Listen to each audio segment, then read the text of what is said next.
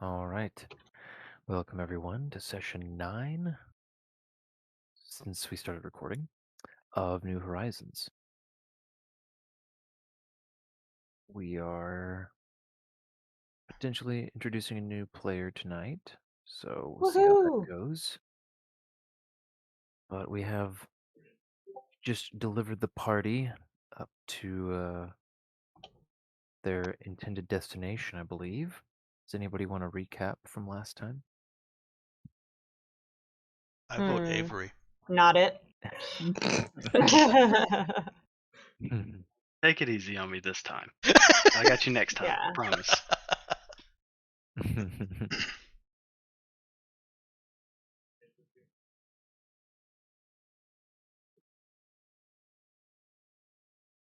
What I remember of last time.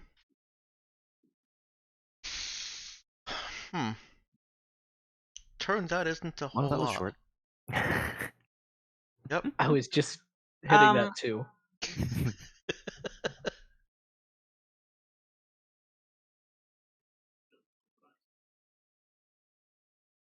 I know the Alright, how about title of the last one. I'll read off the burying session of the faves. Yeah, I was just doing that. Yeah. I was remembering that we buried the bodies for the first time in, I don't know, some weeks of traveling. Mhm. Thankfully, they were well preserved. Yeah, they hadn't However, decomposed. yeah, we had also finally found Boris and Caldwell. I'm just not remembering many more details than that at the moment. Yeah, it was difficult to remember. There was a lot of dialogue, I think. Not very much. Yeah. Not a lot of plot. Yeah. Not a lot of plot progression, I think. Mhm. We established that Coffee truce. Yeah, the coffee truce was established.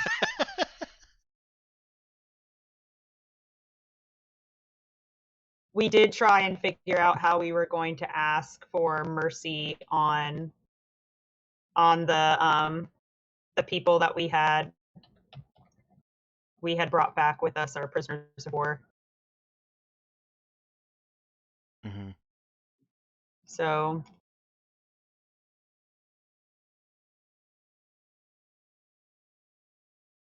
I think that's basically it. We had a lot of role play. Mhm.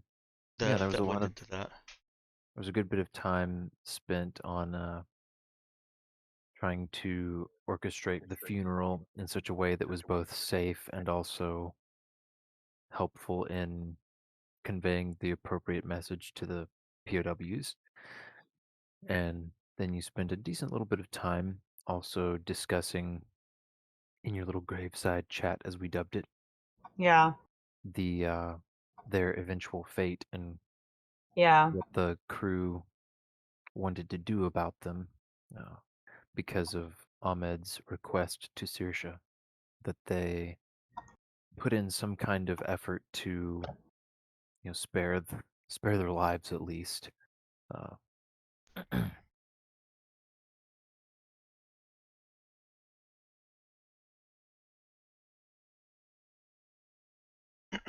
And at the very end, we flew over a mist-shrouded valley that turns out has weather control abilities and has a very advanced pre-tech facility. yep. Forgot about that. Oh, and we got a hold of Boris finally. Yeah. yeah, you landed at this little outpost, uh, and you noted the similar motifs in the architecture to what you'd observed in the temple at Asensio, the Uralian capital, many moons ago. And you were on your way, Mhm. basically indoors, to meet Boris. Yep. You had not yet left the ship, there was some question about what to do with Tom, Yeah, and then it I seems think like in our Saoirse was. Yeah, go ahead. planning chat, there's also some discussion about some uh, maybe newly clarified points of potential planning. So Yeah, that might need discussed in session here. it probably will be discussed once we, get on the ground with Boris and Caldwell. But I was at least hashing out some of the points with Ethan as we're going here. Mm-hmm.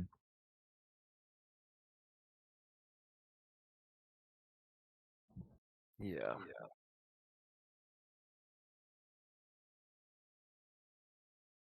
Oh, there's not a mushroom cloud emoji? Lame. I mean, there are explosion emojis. Yeah. I'm trying to remember what it takes to do a custom emoji. I'm sure we could get a mushroom cloud one. Yeah, Yeah. I've thought about looking into that. Actually, not hard at Stuff. all. The server owner can just upload them. They make it really easy for Discord. Okay, see, I had looked into it briefly and I couldn't figure it out. I got stuck at some point and then gave up on it. Hmm. So, yeah. They made it at least complicated enough for me to give up, so go figure. No need to comment on that. Or maybe they made it so simple that your advanced engineering brain couldn't figure it out. That is a very serious problem. I know it Overthinking is. Overthinking things is more common than I wish it was. Yep. That was not sarcasm. It was joking, but it was not sarcasm.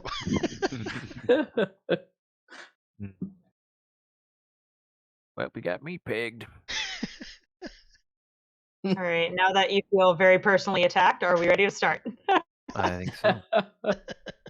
Yeah. So, would you guys Wait. I have a real quick question though.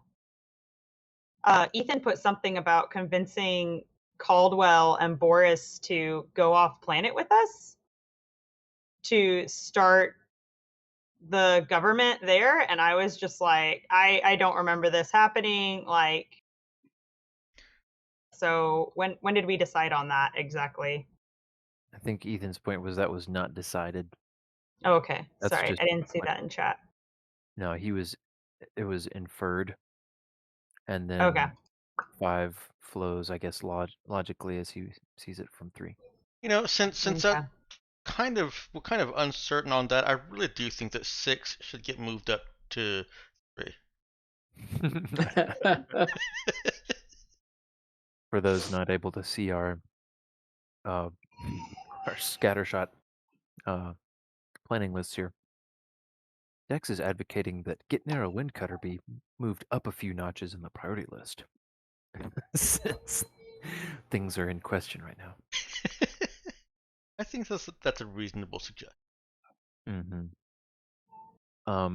So yeah, I think the question is, the main question is whether you guys want to have this discussion in character later or out of character now.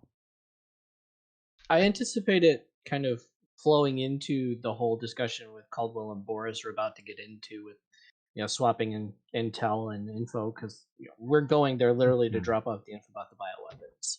I agree. So And getting too deep into that discussion on our side potentially discounts anything they may have to say. They may already have a complete direction that they're going to go and have need no input from us.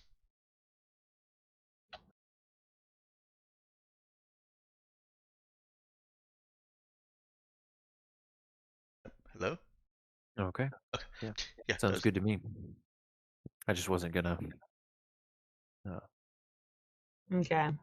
So basically, we're going to see if they need direction from us or not. But from what we know about Boris, I'm guessing that they don't need direction from us. We can always bring it up afterwards. I just think that talking about it now is premature is all. Sorry, Ethan. I'm not trying to call you out there. I think putting the idea out there is good because it's given us something to think about. I just don't want to have the in-character conversation now.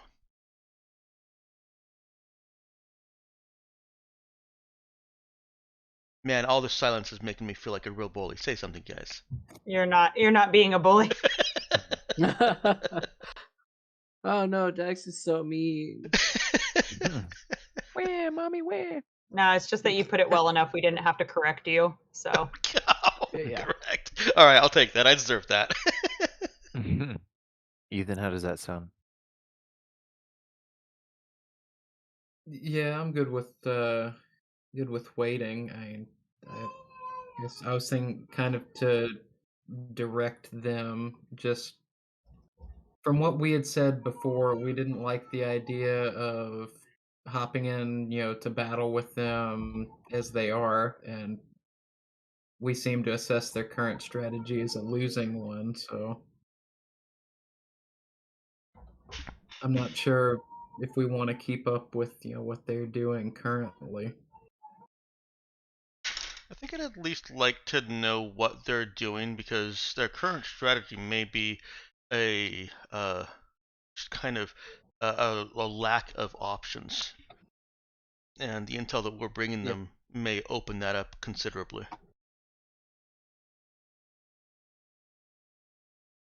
And so what options are we bringing them? Because I think something we need to bring to light is the fact that they could possibly form an alliance with Tom's people. Mm-hmm. And that could be a huge benefit to them against the Tabukans. So Well, it's a I limited try- benefit because they don't come with an armada. So you could win the ground war, but Tabuk can still nuke from orbit. Mm-hmm.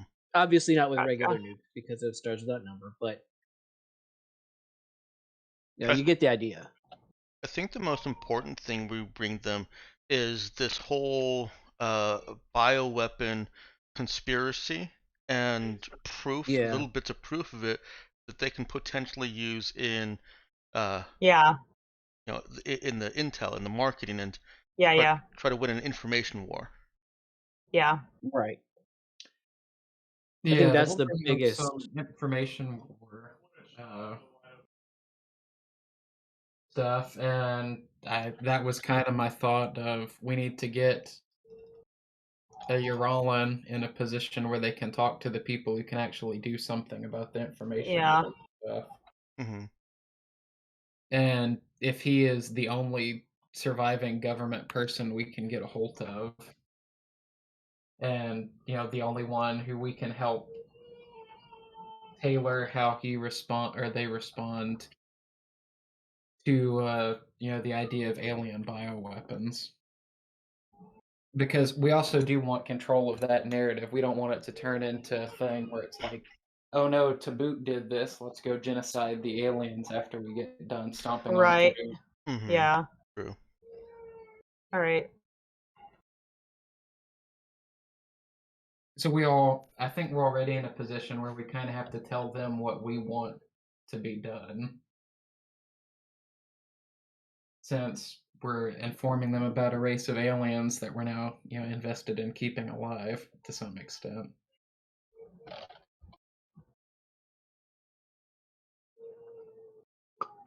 Yeah, but are you wanting to leverage the information that we have in order to get them to concede to what we want?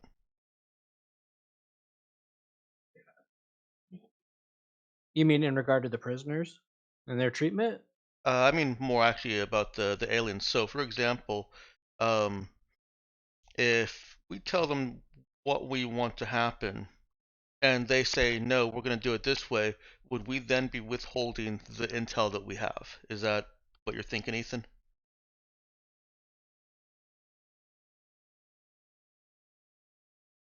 I think, well, I guess it's a reevaluating thing from there. If they go on and, they're already gung-ho about, that, and they're like, hey, thanks for the information. Now we know we've got some aliens to wipe out as well. kind of thing. Do we want to be party with the Uralans then if they're looking to take them out? We might still, be supportive of some of their efforts, but are we wanting to get as involved as we were kind of indicating we were? I guess that's some questions to figure out. Yeah, based on how they respond, I think we will kind of.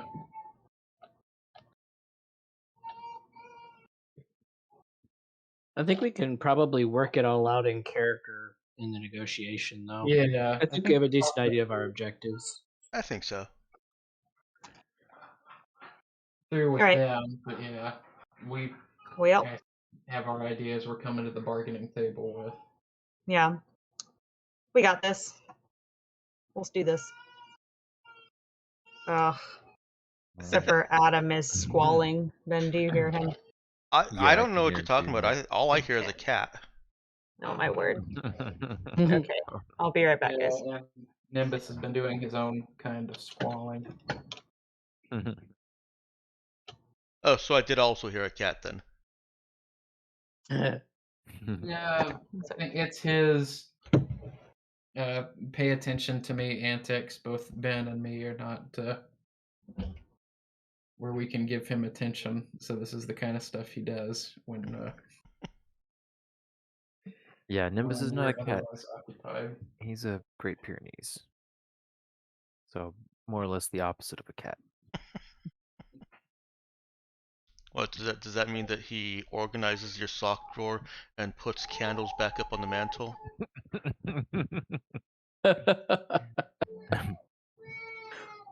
Mostly means he's a giant furry wrecking ball. Sounds about right. Sounds like a cat, just bigger. I was gonna say maybe not Yeah. the opposite of a cat. Let's scale here.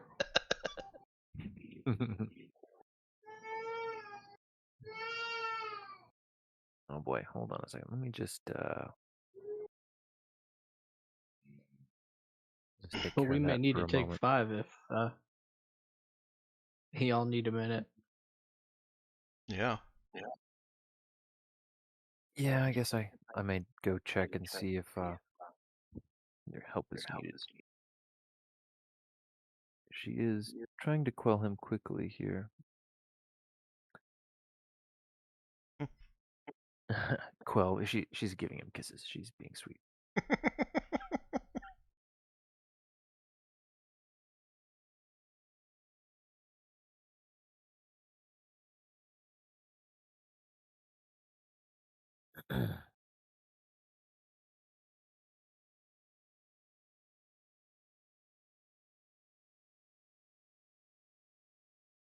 Okay, well, anywho, we can go ahead and start poking around. So, does anyone have any special notes about what they are bringing with them off the ship or anything of that nature? Cade is man. going to be bringing a copy of the data disk so that we can offer it to them. He's going to have like the copy he keeps like stashed on his black slab so we can reference it if need be. Mm-hmm. But that's all I can think of for Cade. We're not going to need the drones here. Okay. Yeah, okay. Yeah, Nero's going fully armed. And Naturally. none of this stowed garbage like last time.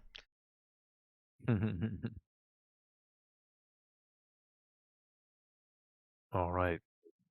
All weapons to hand. Yep. See where the problem is. One stun baton on there. Saoirse will be fully armed because Tom hasn't eaten the other one. Yeah. Yeah, exactly. All right. Yep. So Nero is has all of these readied. Her monoblade, 2 stun batons, and the thermal knife. Okay. Yeah, I guess I'm not really changing anything. Well, I can dump that plasma projector now, I think. And the demo charges. I don't think we need to take that into the base. Yeah, I think I hadn't dumped off the stuff I had from when we were wandering around in our snow. Mm-hmm. Yeah, so I guess dropping down to a slightly less armed to the nines posture. Okay.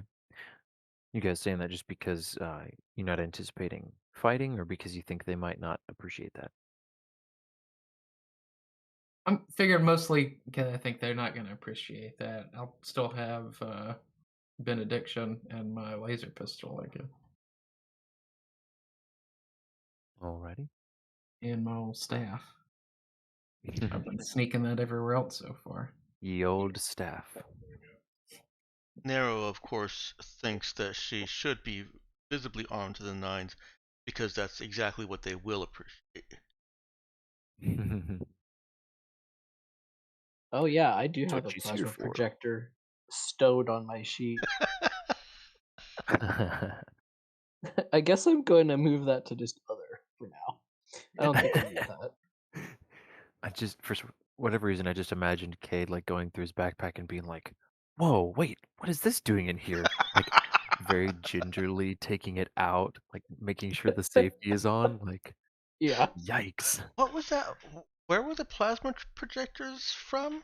they were in the smuggler's vault in the ship. And that smuggler's hold. Right, but Yeah, at what point did you guys actually put them on your character When sheets with intent to use? we were yeah, packing them in with us. When I we- think.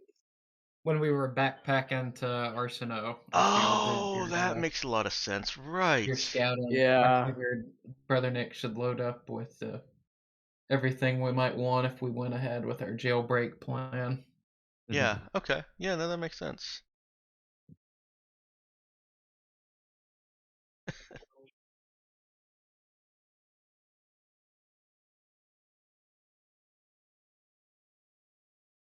Alright, I haven't heard any crying for a minute or two, so I'm gonna Yeah. go ahead and. Oh, there you are. Hi. Hello. We were just updating our loadouts for arrival. Yeah. Yeah, I was having everybody check their character sheets, see if they had any specific stuff they wanted to mention they were bringing with them, or anything specific they were leaving behind. And we hadn't discussed anything about any of the NPCs yet. Saoirse wanted to ask Tom to allow her to change him into his human form. Okay. So he, makes, of course, telepathic contact with her so that she can convey that thought. But then he seems confused about that question, and he responds, "I thought that we were going to present me as a representative of the Chitauri to Urala." We got quite a bit of background noise here, by the way, Yep. Oh. coming from a couple. It sounds like Man. you're tearing your keyboard Max. apart. And getting some background chatter from Ethan's mic as well. Not intending to throw anyone under the bus, but just so we can get that resolved.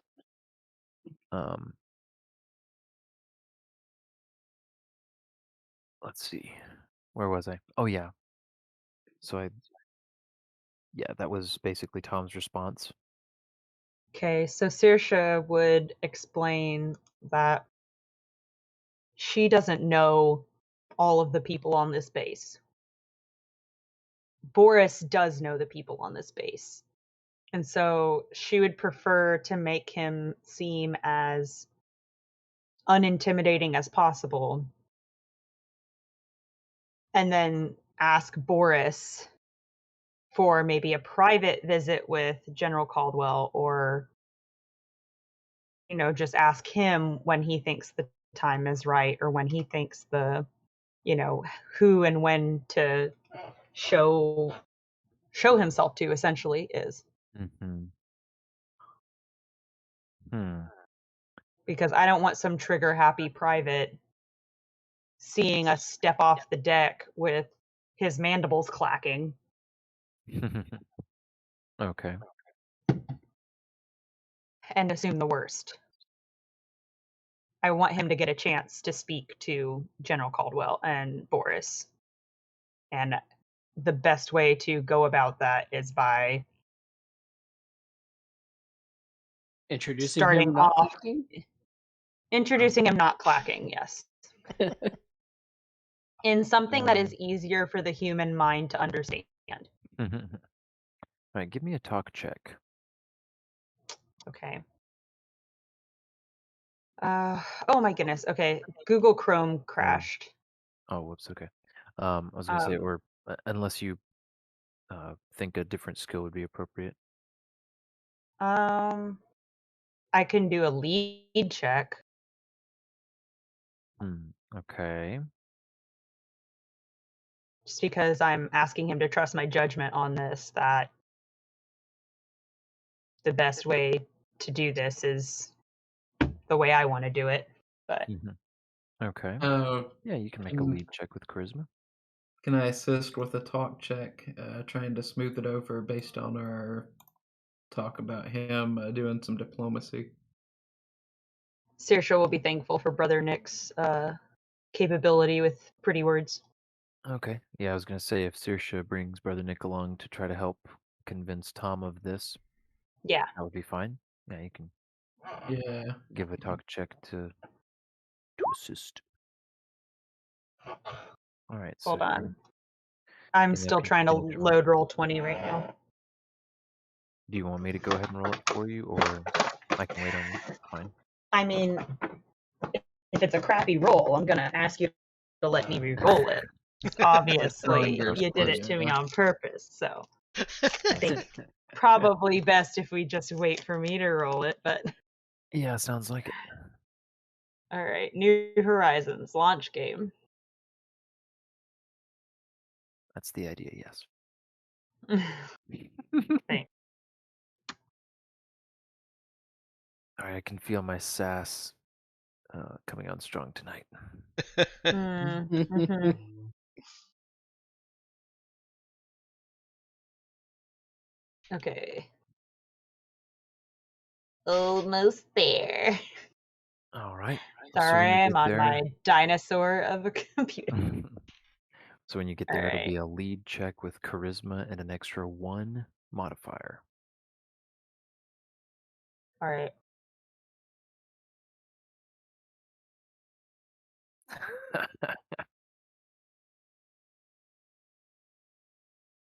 Nope. That is Wrong one. exactly the pose I was making in my chair while I said that. Yeah, I could just picture it.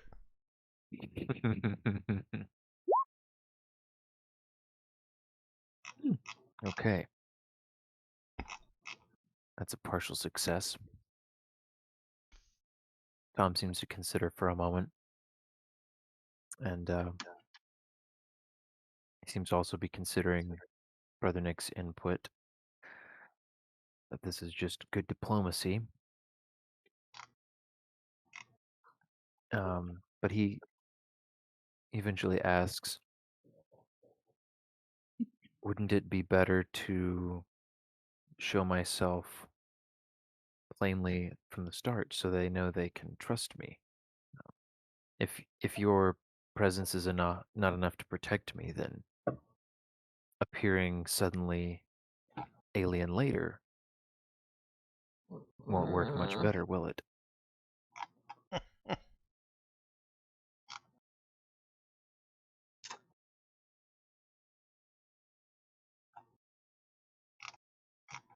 Saoirse will put up her.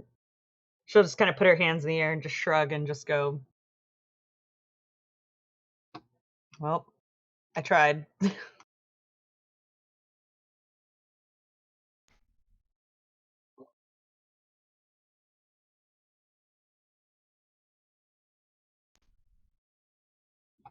don't mean to You can say. lead a bug to logic, but you can't make him take it, boss.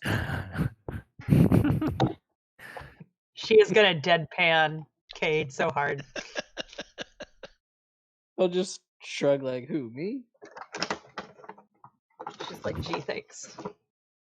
I would say, I'm not saying that I should run ahead as the first to enter, but surely Boris can send word to expect a alien visitor, that everything is fine. Uh-huh.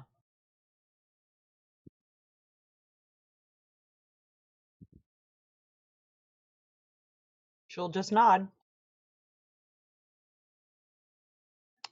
Okay. We can hope.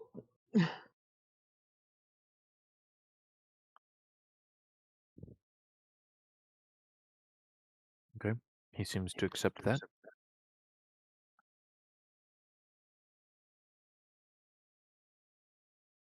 And he stands there looking at you. Or let's get Is going there then. anything else? Oh, yes, of course. Like Nero has been pacing by whatever door we're intending to exit. Maybe?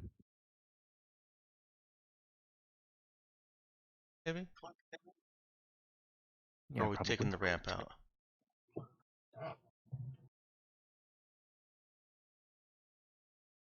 Whichever We'll one. take the ramp out. Okay. Sounds good. Have a proper procession now that we actually have a ramp that we can use rather than having to run like crazy everywhere. Right?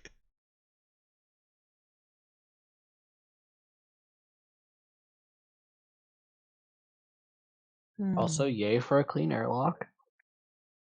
I was Mhm. just gonna say it's been recently cleaned, so Okay, definitely took down the faked out of order notes on the pad and everything. LOL.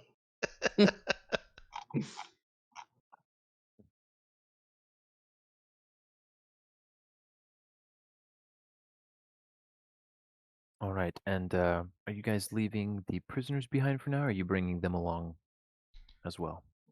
I think Mm, leave them for now. Let it be talked over before they're introduced into the picture. Yeah.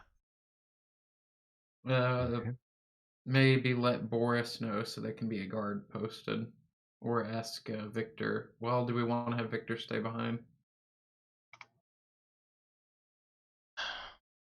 I was wondering that, but at the same time, Victor has some insight into Anagran military Yeah, procedures. he's our closest thing to an Anagrian diplomat. Mm-hmm.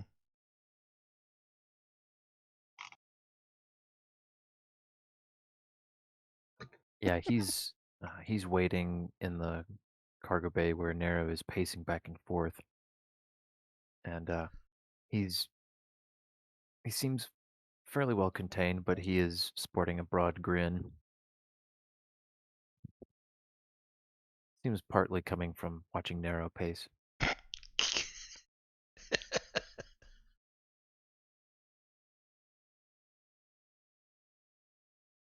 You know, her pacing probably includes staring that door down whenever it's in her field of view.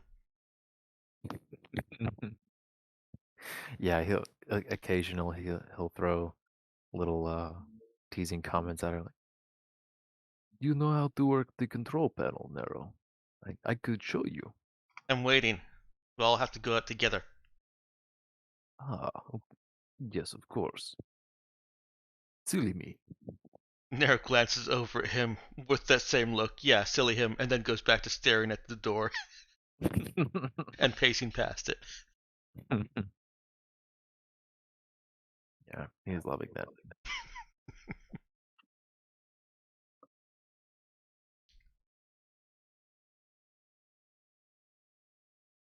When All she, right. I want to say that when she sees Tom come up in Clacky form, she kind of looks around for Saoirse. Is yeah, go ahead. She'll probably see Saoirse coming up behind Tom.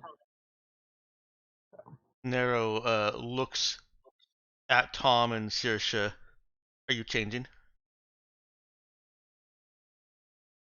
Saoirse's gonna pretend to be confused and look down at her clothing and go, I just put this on. It's not armor. Actually, I should ask first. Is Saoirse wearing armor? I hadn't thought about that actually.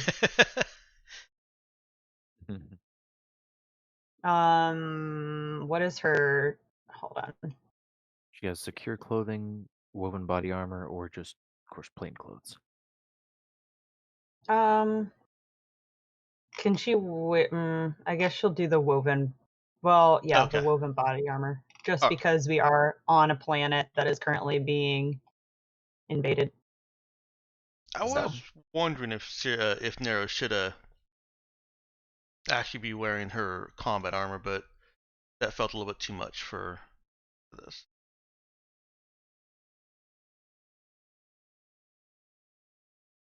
Okay, but she'll change that then. Instead, she says, "I mean, Tom, you." She looks at Tom.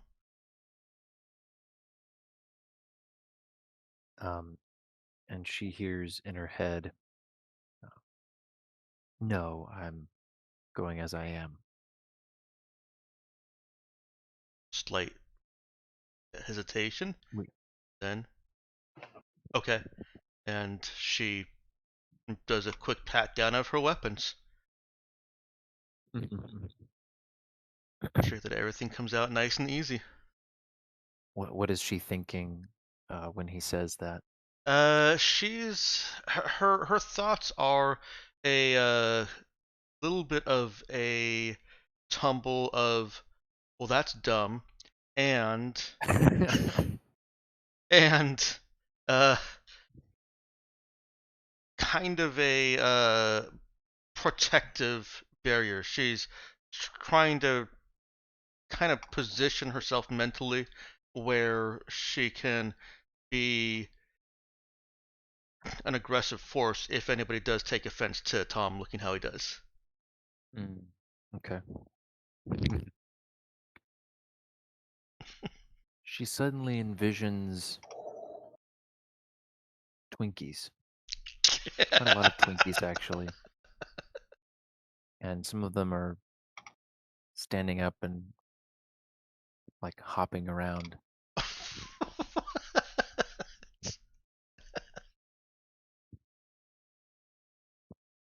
she pauses her step, stops in her tracks. Stop that, I need to think.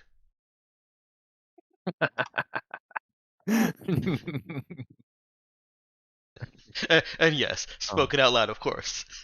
Yeah. She just hears in her head a brief, "No, you don't. Don't worry about it." And then a little more of the same. This time with meadows pictured as well, and a rainbow. She tries to brush all that out. uh, it goes away. Yeah. She actually is trying to focus right now.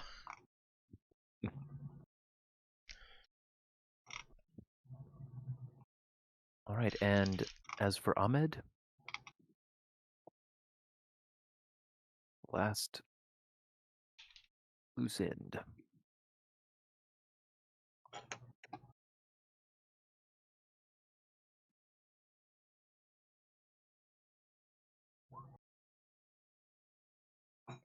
Was Saoirse going to talk to him, or if no one was going to talk to him specifically, he would be wandering out towards the common area of the ship.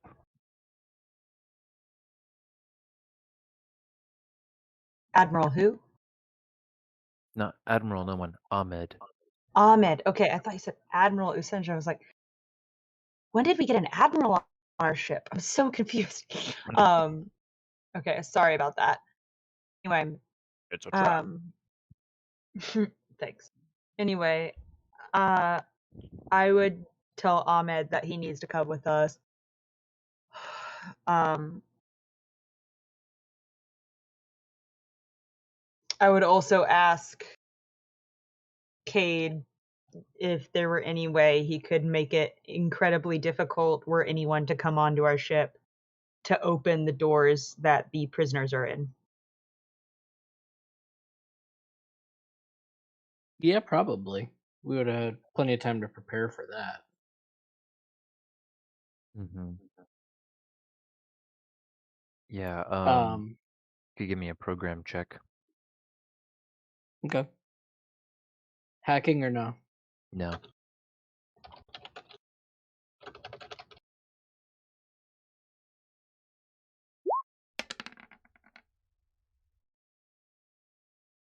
Okay. So yeah, he's fiddled a bit with the electronic locks on the little crew quarters that are lining that bit there, and he thinks he's done a bang up job.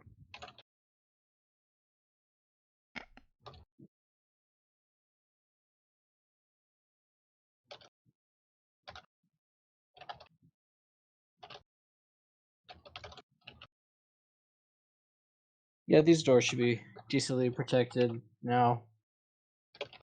We probably would get a ping from the ship if somebody Mhm. was going to try that hard. I was gonna say you'll also get Kate is also set up, so he'll get live notifications of anything happening access wise on the ship, whether it's doors or internal, exterior, control panels, all of that stuff. He is tapped in. Now that has a limited range, but as long as he's pretty close, like within comm server range, he'll be fine. Okay. So yeah, in the base we wouldn't have any issues there. Mm-hmm. Cool.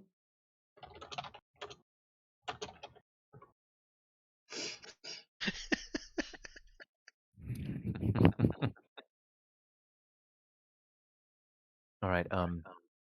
So yeah, when Saoirse finds Ahmed, looks like he has tried to sort of pull himself together a little bit, freshen up a tad, and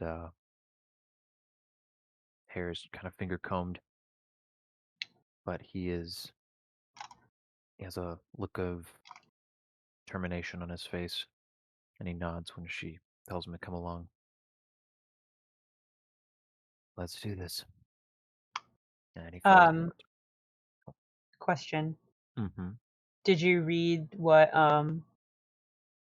Ethan wrote? Oh, I did not read that. Thank you for bringing attention to that. Welcome.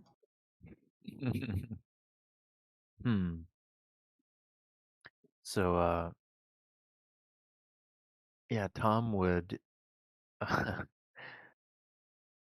he would kind of tilt his head and clack a bit while connecting with Tom. Sorry, connecting with Brother Nick. And confusion is the mood of the day for him. And he asks, why should I wear that? I appreciate it, but what does this mean?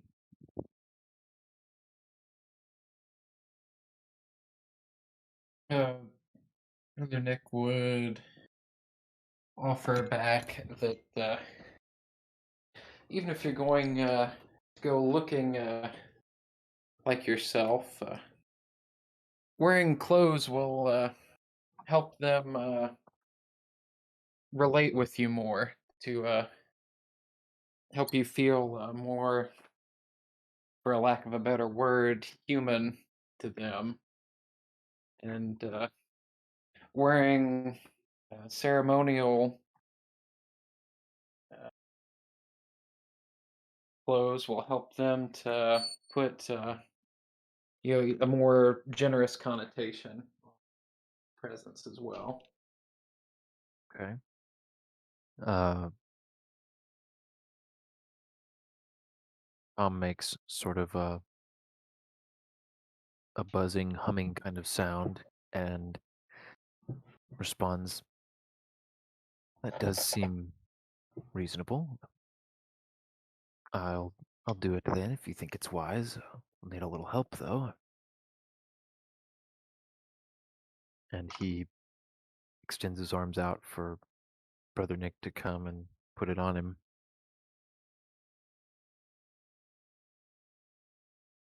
Oh yeah, so he'll help him out with the intricacies of getting parts of the robe on. I was kind of picturing him still wearing it more, I guess, like a sash toga thing, since he's used to going around without any clothes. But still leave him, kind of loose and unrestricted. Yeah, I was gonna say, I imagine these ceremonial robes are very flowing and roomy, and build-wise, they would they would match him pretty closely.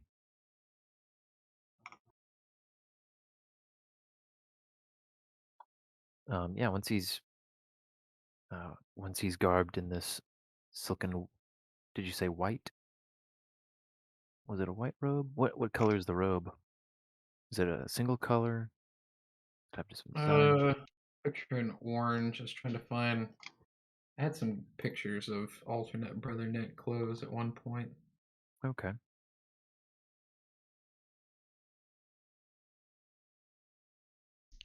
Sounds good. Let me see if I can find it.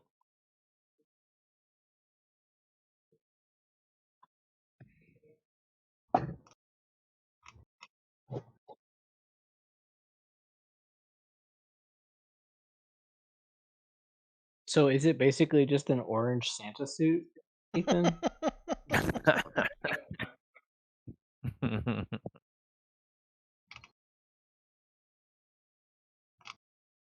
Yeah, I mean, Brother Nick's portrait or whatever picture that is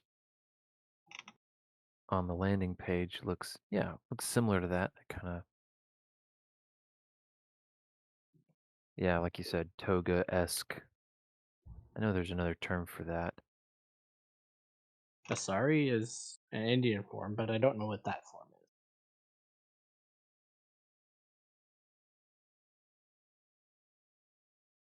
Yeah. Um, there are some different terms that describe very similar things. But yeah, for our purposes, a robe is good enough, unless Ethan comes up with a better term. Google thinks that a Tibetan monk robe. Yeah, Thank you, Google. for him. So does Yeah. BuddhaNet.net. BuddhaNet.net That's for all good your enough for Buddha me. needs. So yeah, Tom seems pleased. He's intrigued too. He's kind of stretching and moving around in it, and noting how it moves and hangs on him. And Ouch. he tells Tom, sorry, I keep getting that backwards. He tells Brother Nick, this is very soft and this is flowing. Thank you.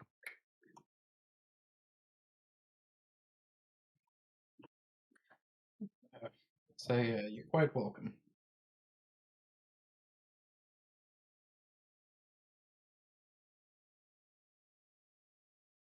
All right. Well, if we're finished powdering our noses, I think it's time to meet some people. Everyone liked that. All right. So the party ventures forth from the ship, come out on the roof of this low, broad building situated next to the tall, sleek alien tower that comprises the only other building in this tiny outpost. And the view is actually amazing as far as the past week and a half has been. Uh, you're looking out over clear and fairly gorgeous plains with some scattered thickets here and there, but long wavy grass, and you actually spot a handful of critters grazing out there. You hadn't read up on the local wildlife, but you did know that there was some, and they look like some sort of llama equivalents.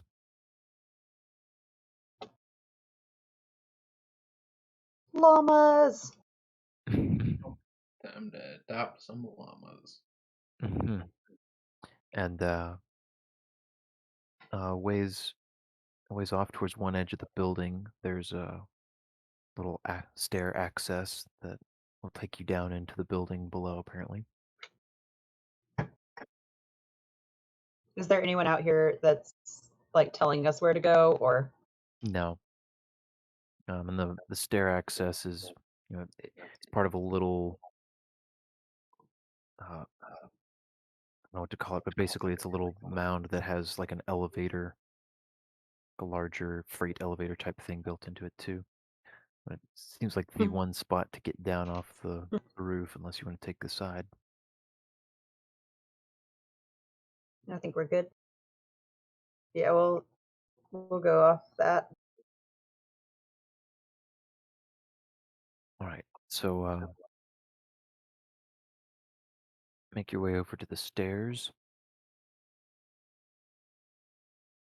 and as you go, if you're looking around, you do notice a flicker of movement up towards the top of the tower, and you see someone just poking out of a window and waving an arm.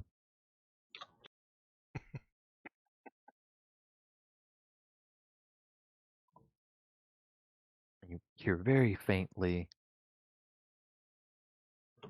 "Welcome."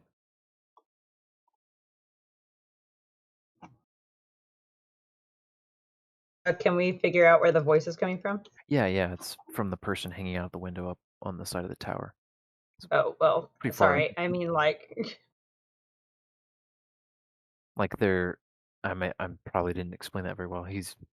Seems like he's shouting down from. He's quite a ways up there. Um, just greeting you. hello? Are we gonna be let in anytime soon? Yeah, stairs are right over there.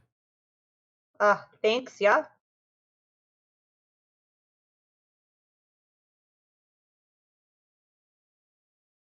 And just calls out, "Don't worry about your ship.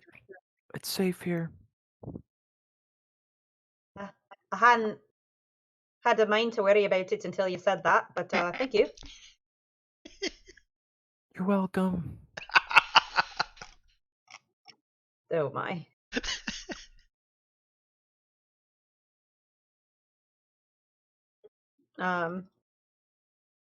Nero's taking So it. we go ahead and she's gonna allow Nero to take the lead down the stairs. Yeah, just Okay. keeping a sharp eye out.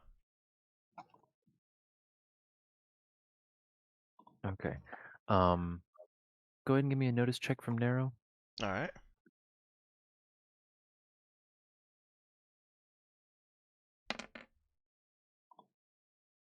Oh, semi-sharp eye. Yeah. Yeah, she all she sees are gently rolling plains as far as she can see. And llamas. And llamas, yes.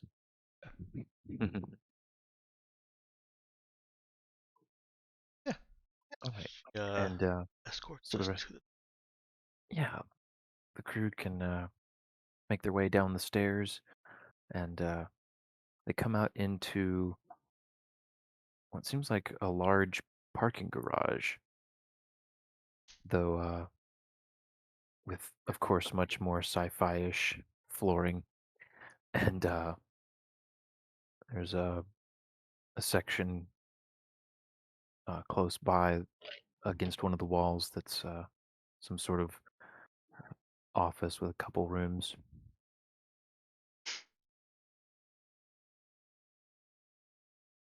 And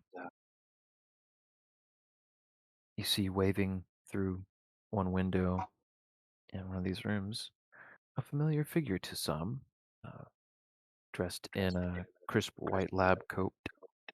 It's Boris. Nero smiles.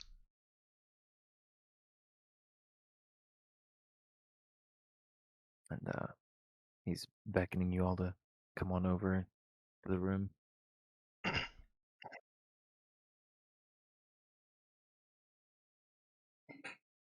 Yeah. Nero will pick up the pace.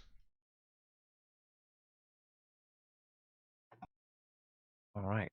She busts in the door, and Boris is just doing that kind of old man sighing sit down into a chair. And he says, "There you are, Nero. About to wonder if y'all were coming down out of the ship or not." Someone had to powder their nose. Yeah, well, Saoirse's gonna look over at Tom. there's always one. Yeah, and he kind of cuts off and notices Tom. Oh. Well, I'm okay. praying Tom clacks his mandibles right about now. he he makes a sort of awkward looking bow, but he does clack a bit, and Saoirse senses him reaching out for a telepathic contact.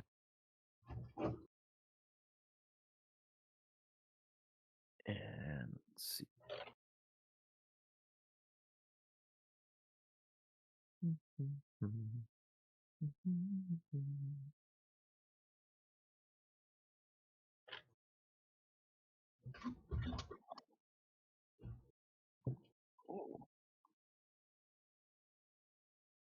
And Boris says,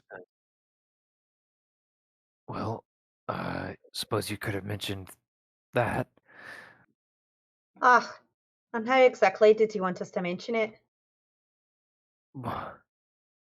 Well, some kind of way. And Saoirse hears in her mind from Tom, he's not relaxed enough. He's blocking me.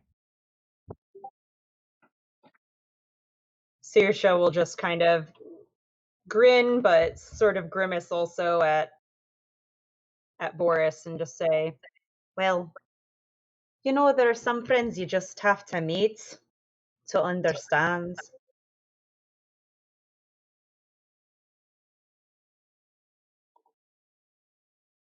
Yeah, I suppose so. Uh, well, welcome to your friend. And he looks at Tom, gives him a quick once over, but then says, kind of unsure, "Do you speak?" If you'll relax, then he can speak to you. Otherwise, you'll have to figure out clacking and sign language. I'm about halfway there, to be honest. She's looking at Cade now, saying that. Boris frowns and Wow. raises an eyebrow. "I'm supposed to relax, okay?" He kind of gestures at himself. He's a About good as guy. relaxed as I could be.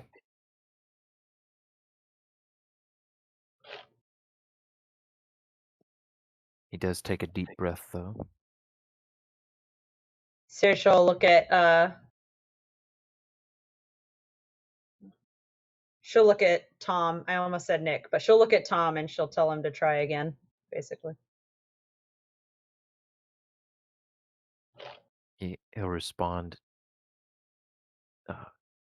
you should probably tell him exactly what he's supposed to be relaxing for. I don't think he understands.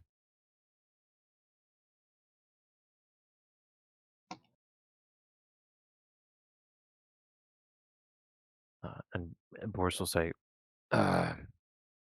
we could always make introductions later, but I think I should probably make a call ahead when we get there, just to let everybody know what to expect.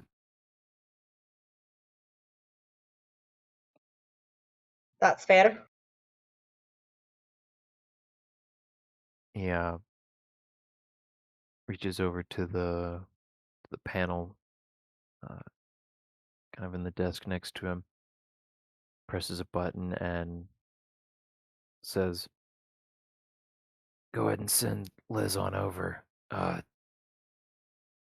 her to be ready for a pretty strange sight.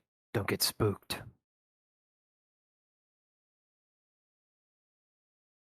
And he'll lean back in the chair, breathe out heavily, and say, "All right, well, here in a minute, we can head on over to the main base and get you all a meeting with Caldwell. You all teleported before, right? Seem to remember you had one bounce around with you." Saoirse's just gonna nod. She wasn't quite suited to space or life. He kind of harumphs. "That's an understatement."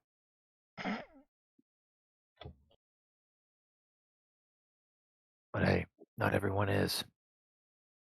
He kind of gestures at himself.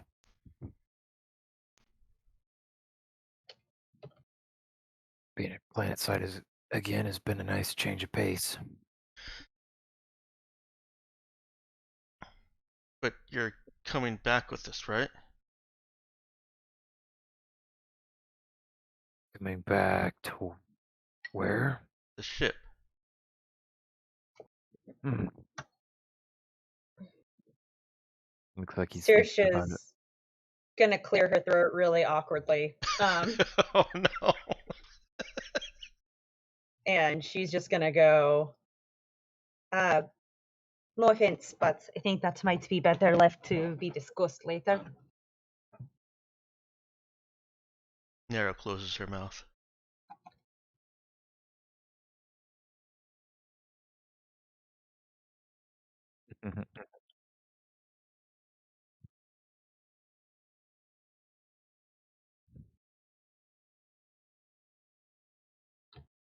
Yeah, Boris will just kind of nod and say, "Fair enough."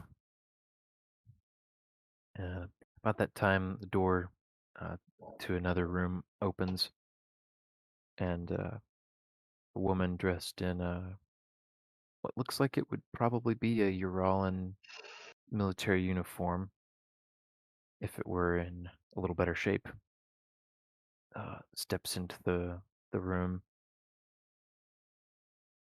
says,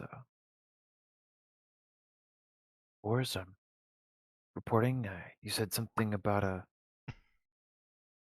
She takes in the room and her eyes go wide a bit. "Wow, you weren't kidding." She definitely looks concerned, but she is holding her ground. "Yeah, like I said, nothing to worry about. This is a friend of some friends. Came as a surprise to me too, but there's obviously going to be some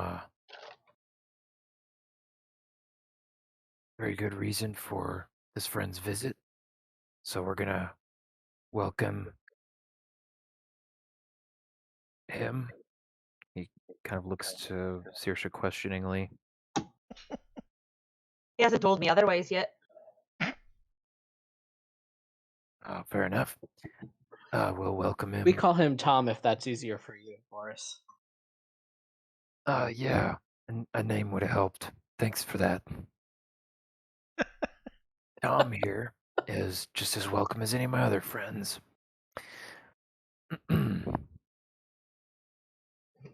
So, yeah, let's be on our way. Liz nods and Did he give any kind of recognition to Victor, or did I miss that? he didn't yet. Okay. But as you're all kind of filing towards the door, He might have Victor, just been a little overwhelmed by the elephant in the room, or the alien in the room, whichever you want to call it. yeah, Alien Victor effect. steps forward and Boris does a double take. Wait a second. What are you doing here? And Victor just chuckles and clasps Will on the shoulder. Yes. Well, that's a long story, but short is here to rescue you, but you are seeming not in need of rescue. Gestures at Boris's midsection. Boris just kind of growls at him.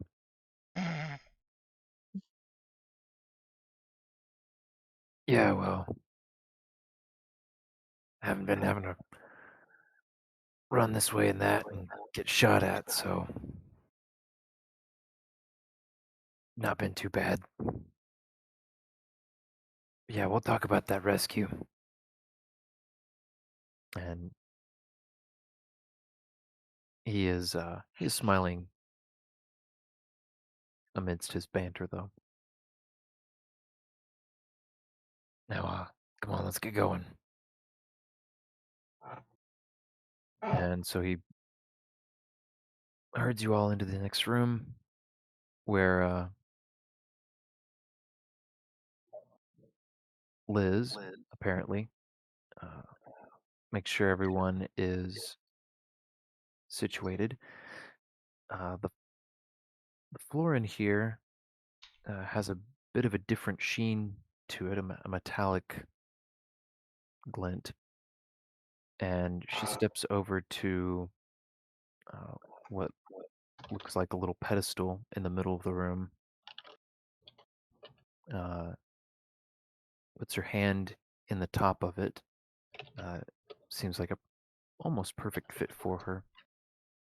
And then she says, I suggest everyone close your eyes, unless you're just accustomed to teleportation. That usually helps. In 3, 2, 1, and then in a blink, you are all standing, apparently still in the same room. She pulls her hand out and says, all right, everyone follow me, and heads back to the same door you just came in.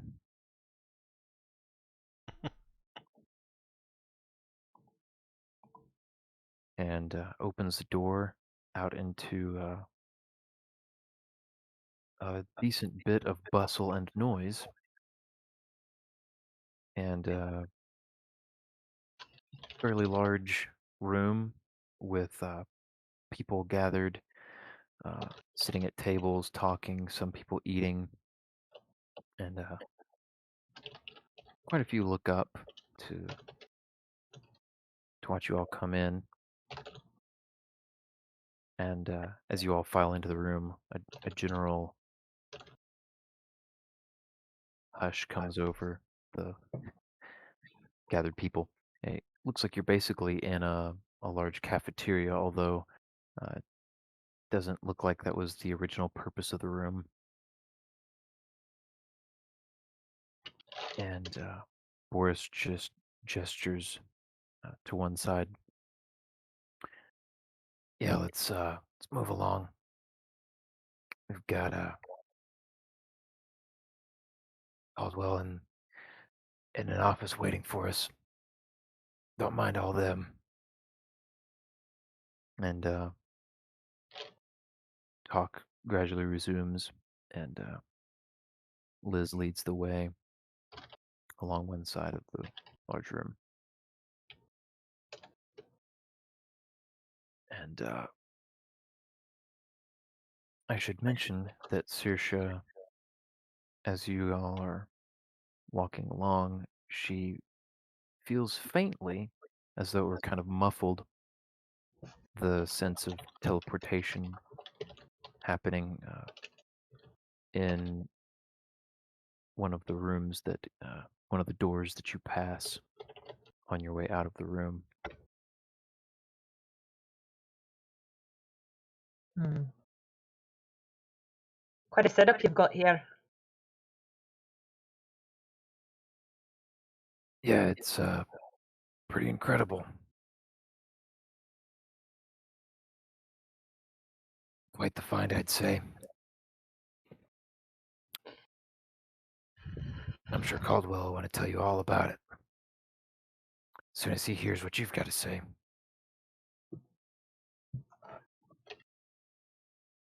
Well, for that, we've got quite a bit to say. So hopefully we'll all get a turn to talk.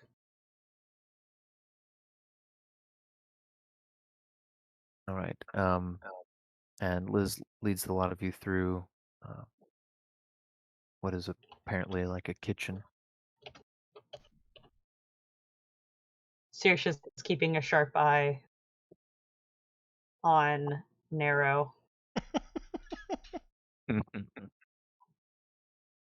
Make sure she doesn't take anything. Yep.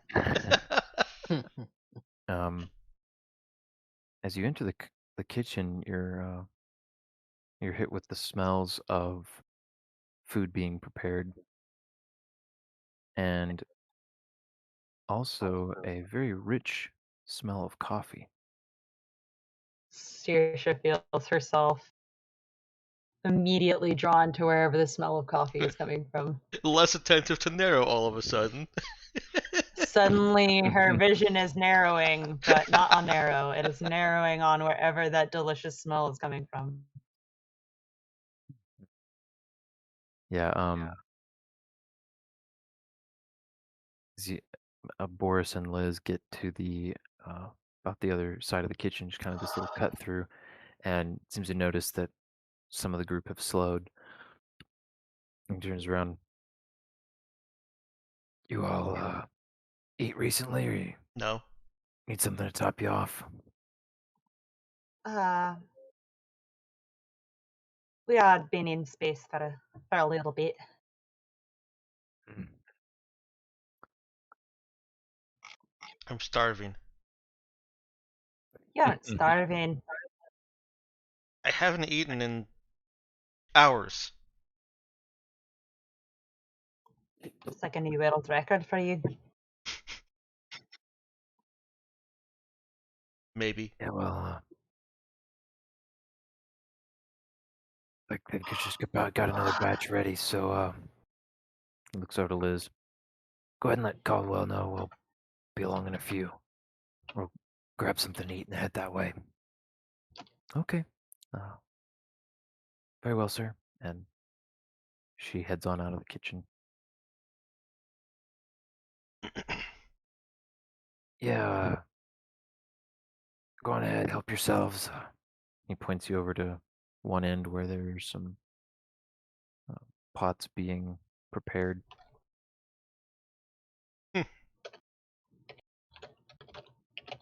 Just don't drool into it if you can help it.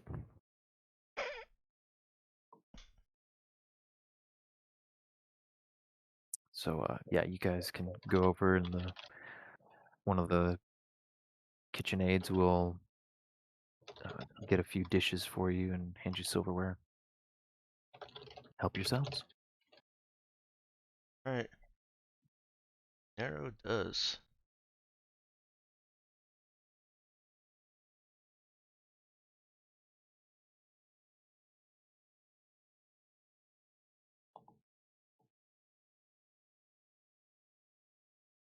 All right, and so while the group of you are lining up, Tom is just kind of hanging back, seeming not sure what to do, and Victor's standing by him, uh, not apparently waiting in line to get food. And Saoirse, being particularly drawn to the coffee, uh, finds her way over first to the coffee maker.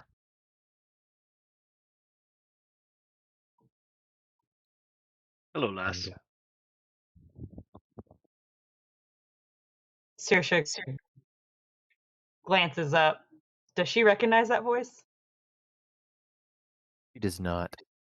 But Avery, describe for us who she sees here. Well, got a little token for him. Give you a rough idea of what he looks like, but you see a pretty plain man. A little disheveled. Uh, he has a beard, mustache combination, short, dark hair. Nonchalantly standing over a drip coffee brew setup. He's ready to go. He's doing things professionally. Takes pride in his work. You can tell that by looking at him, I'm sure. I don't want to give away too much at this point, but that'd be what I think you would see, like, first off. You can tell by All the right. way that he is, that he takes his Gotcha. coffee seriously, and by the way that he smells. I mean, do you have a picture Yeah, let's see. Let me Yes. drag him of your out here.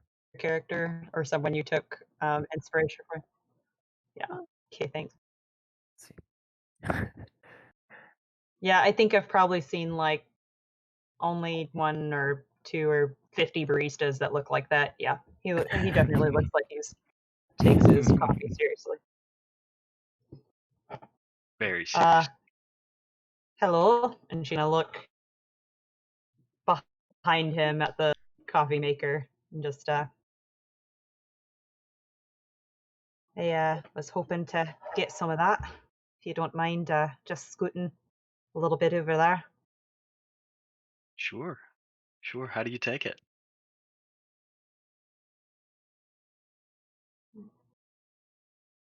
I don't know exactly what you've got to hold up here, but just a little bit of cream, but don't know what you have.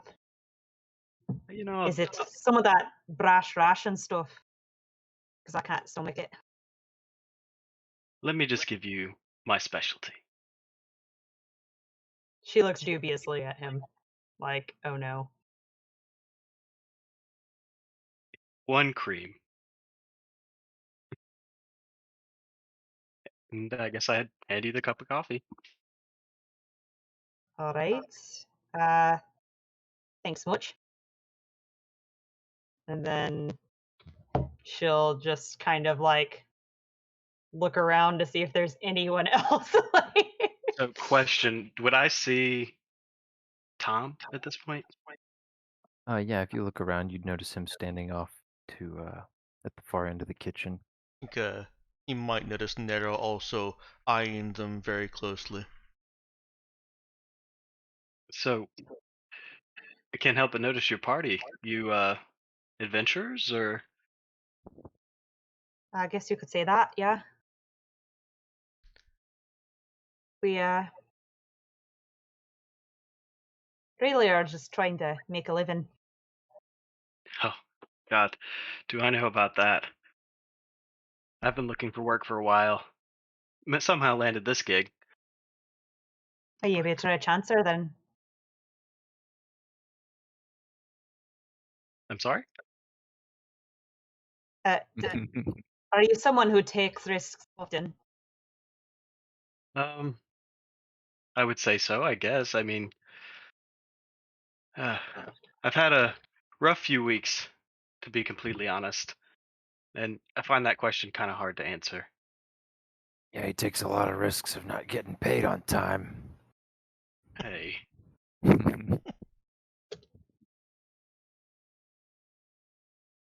Most scatterbrained recruit I've ever seen. But Boris is smiling as he says it.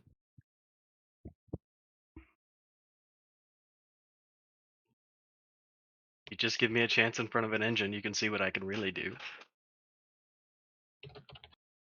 Yeah. All in good time. Have to get a good engine for you first. One I don't mind smashed against a mountain. I thought you liked the mountain. Made you feel serene and peace-like. Hmm. I'm starting to think that the harumph is just like his default. Yeah, pretty much. He says a lot with that harumph.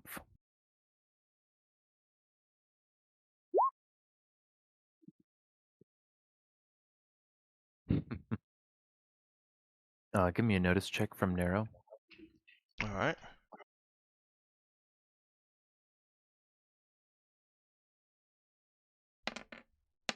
Is this one of those? How much do you notice the robot chef? She notices along one of the walls there's a cook apparently kind of feeding some food through a through a machine, and she hears and can just see a bit of movement through a small like plexiglass type viewport that's mostly blocked by the cook's body. Just very rapid slicing and chopping, and the food, some of it at some points slices of meat, Oh, other slices of potatoes and stuff coming out the other end. That is both exciting and delicious looking. Yeah, she's eyeing the port that the chef is putting food through and thinking, wouldn't be easy to get a hand in there, but would be possible maybe. oh no. I think she's in addition to that, I think she's also wanting to make sure that this person who has verbally accosted her boss is not packing any weapons. Oh, awesome. Okay. This is going to be such a great interaction. Yeah, so she would notice a laser pistol in a holster next to just a standard monoblade knife. Seems like it's worn with uh, a familiarity, hmm but the body language of the guys talking to Saoirse is very relaxed. Um, there's no tension apparent in his pose toward her. Okay. And it's also something that I wanted to ask earlier, but I didn't want to disrupt the flow. Have the Urons that we've been passing, like those that were eating in there, have they been armed? Nero would have noticed a decent number of weapons Okay. holstered throughout the group. Nobody just like patrolling around with a rifle in hand exactly, but yeah, most people were in some form of military uniform or armor. Okay. Some people in plain clothes, but um, yeah, that was definitely prevalent. All right. Well, she won't interrupt Saoirse and Coffee Maker, but she will choose a seat where she can see them both. Okay. Without craning her neck. as she heads towards a seat, Boris calls out, "Hey now, Nero, focus. We're taking the food to the conference room. You can eat while we talk." Okay. Yeah, it does not sit down then. And so Boris then will, kind of clap his hands together and say, "All right, everybody, hurry up, get in your plates. Java, why don't you go Cable. ahead and grab a pot and you can bring it? You should probably hear this too, anyway." Yes, sir. Kate will make sure to get a large espresso. It's gonna be one of those days. Java brings extra coffee.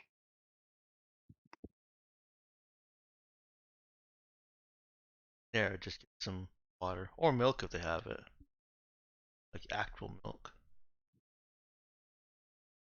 Seems unlikely. Is it blue?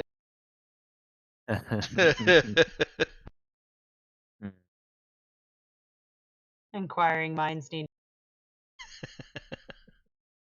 Let's see here. Oh, wait, that's not working. Here we go.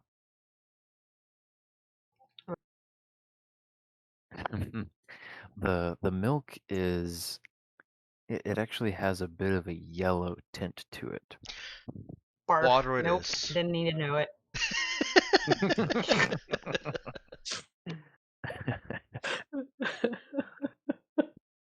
Yeah, I take that Way back. to ruin it, Ben. I take it back. Nero does dispense some, sees that it's yellow, kind of crinkles her nose, but then sniffs it. Okay. She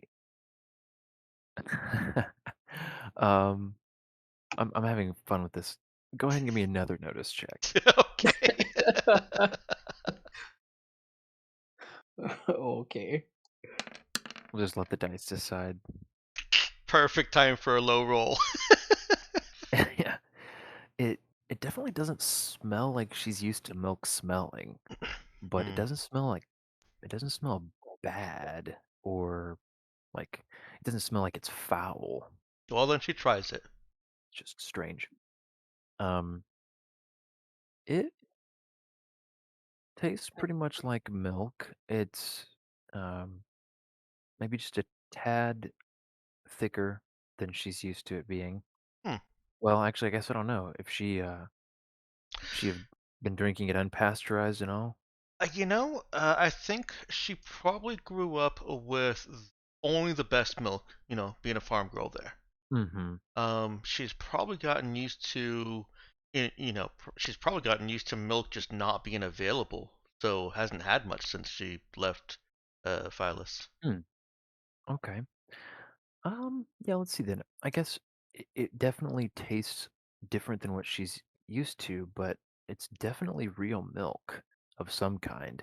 Um, yeah, It's from the llamas. it's not it's not It's llama the milk. Accept it and move on. sorry. Um, I was having too much fun with that. Did you do a real quick Google to see what llama milk looks and tastes like? No, I did not. Okay. Would you like to know the secret to the madness? No, not yet. No. Nero fills her glass with it. We'll wait on the secret until after she's drunk it all. Okay. Yeah, I probably shouldn't give away too many of my secrets and take away some of the majesty. So, Is that what they're calling it these days? The Majesty? Look at all this majesty. I do have one question about it, and then I'll let the milk go. Is it sweeter or, less sweet than, milk that we're used to in our modern day? It's a little sweeter. Yep. She's liking it. Of course she is. It's like Twinkie milk.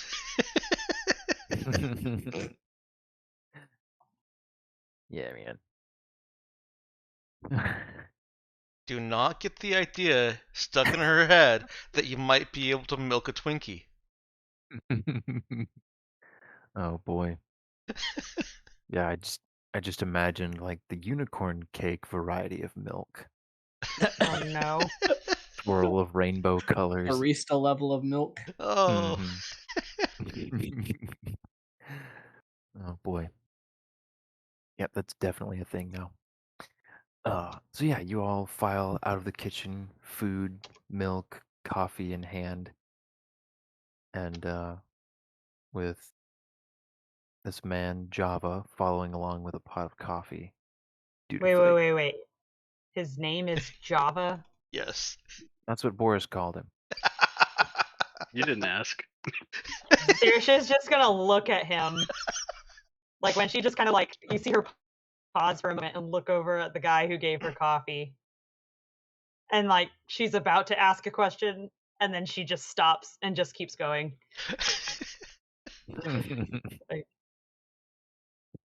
Like, do I want to know? I do. Do I want to ask? I do not. Nice. All right, so the line of you continue on down the hallway, and eventually come to a room where Liz is waiting outside and gestures you in. And Boris pauses to pull her aside and talk to her for a moment as the rest of you file in.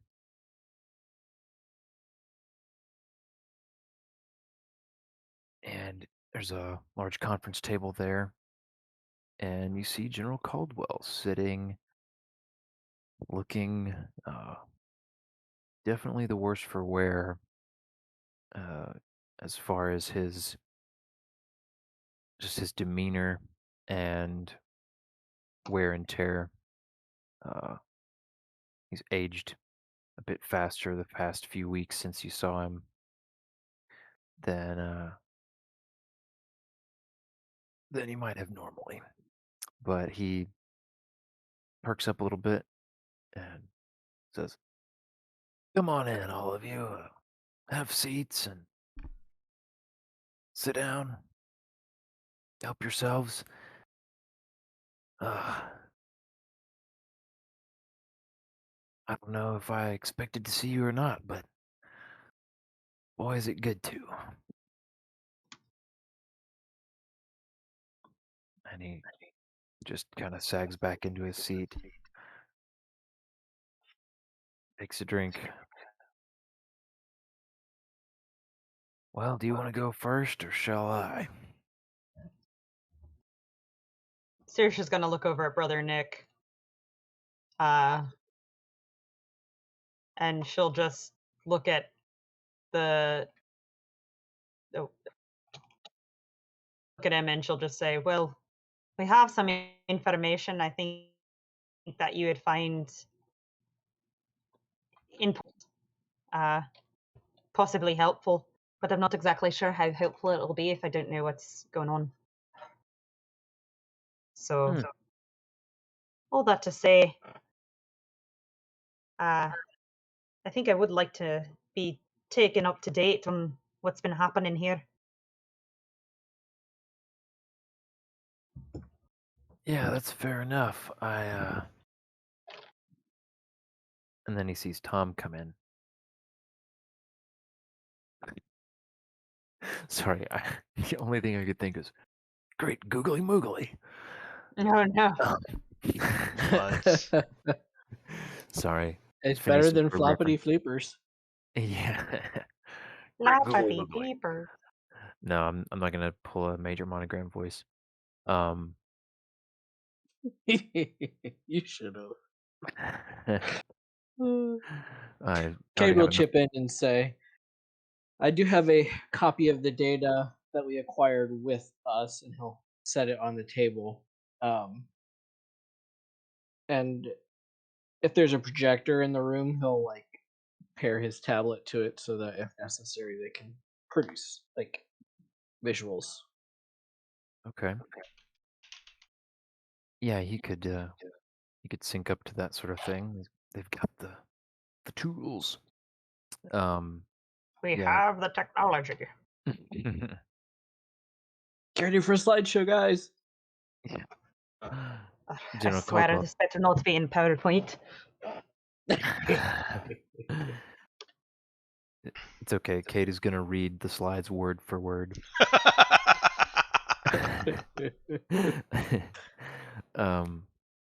Caldwell is definitely floored, but he picks up on everyone else's, apparent body language and stands up, kind of straightens his shirt and clears his throat.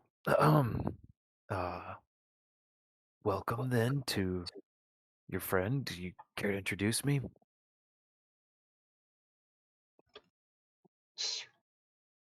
Yes, General Caldwell. This is Tom. Tom, General Caldwell. Our Thank you. friend here only communicates telepathically in this form, and he prefers to be in the form that he's most accustomed, as we all do. So Ah. if you don't mind allowing him to speak with you telepathically, I can vouch for him. He's nodding along and seems very intrigued. Yes, that would be all right. From What what was the last we've, part of what she said? Oh, if you can relax and allow him to open up a telepathic communication with you, then that's how he's gonna speak to you. mhm. Um, Yeah, he then just seems, she would also go ahead. she would also say that the way that we've been doing it is if there's a whole lot of us, unless it's something private, we allow Tom to speak to us telepathically, and then we'll answer out loud. Because while we can all hear what he asks you, if he wants us to, then we can't hear your response. So she feels like that's about as close as she's going to get to being able to explain telepathic communication etiquette with Mhm. with this guy, which he probably already knows. So Yeah, he's nodding along. Oh, fair enough. I can allow that. And yes, of course. Now, I suppose I should also ask, is Tom here? Are you the source of the blood sample that we were given before? And Saoirse sees Tom reach out to make contact. I'm trying to remember where we got that blood sample from. Was it Tom? Yeah. no, it was it. Mm-hmm. Yes, it was. Oh, okay. That Mhm. blood sample. I'm thinking of like the stuff we scraped off of the walls of the first ship. Oh, No, No. I I think was yeah, like, that was I don't something. remember a blood sample, and now I'm like, oh yeah, there was a blood sample. Yeah. No, the stuff you guys scraped off that first ship went to Anagris. Saoirse's making a mental note that she needs to keep better track of who she gives what to.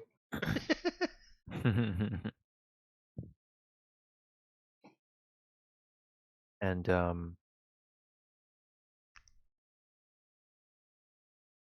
yeah, let's see. So uh, you all hear in your minds, because Tom uh, is projecting to everyone, even Java actually hears in his mind the words Caldwell, General Caldwell. Good to meet you. I am Tom of the Jakari. And yes, that blood sample you were given was from me. And with that, Tom sits down in one of the chairs, kind of a little awkwardly situating the robe around himself as he gets seated.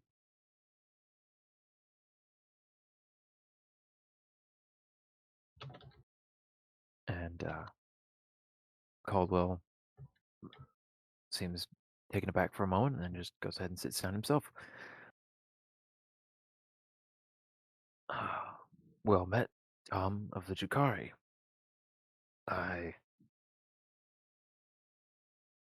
have so many questions, but all in good time. I think first I should begin by telling our side of recent events. And then I'll hear what you all have to say. Sounds like we should all settle in. This might be a while. And he motions to Java to hand him over a refill. Wait, did Java bring coffee with him? Yeah, he brought a pot at least. I brought extra coffee. Saoirse's gonna look down at her own mug and realize that she's got about halfway through. And what after he's done refilling the generals, she'll go kind of politely, and if she can get his attention, she'll go ahead and ask for a refill too. I think he would just set the pot on the table after refilling the general. She'll nod to him and I'm trying to think how careful she's being right now.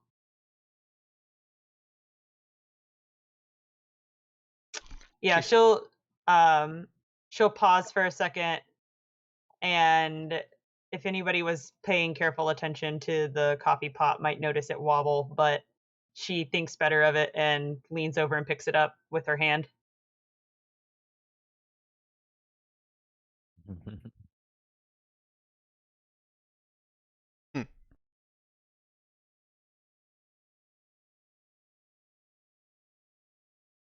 All right, so assuming everyone is getting their coffee refills and getting seated, all settled in, I'm going to do this just out of character, partly for the sake of time.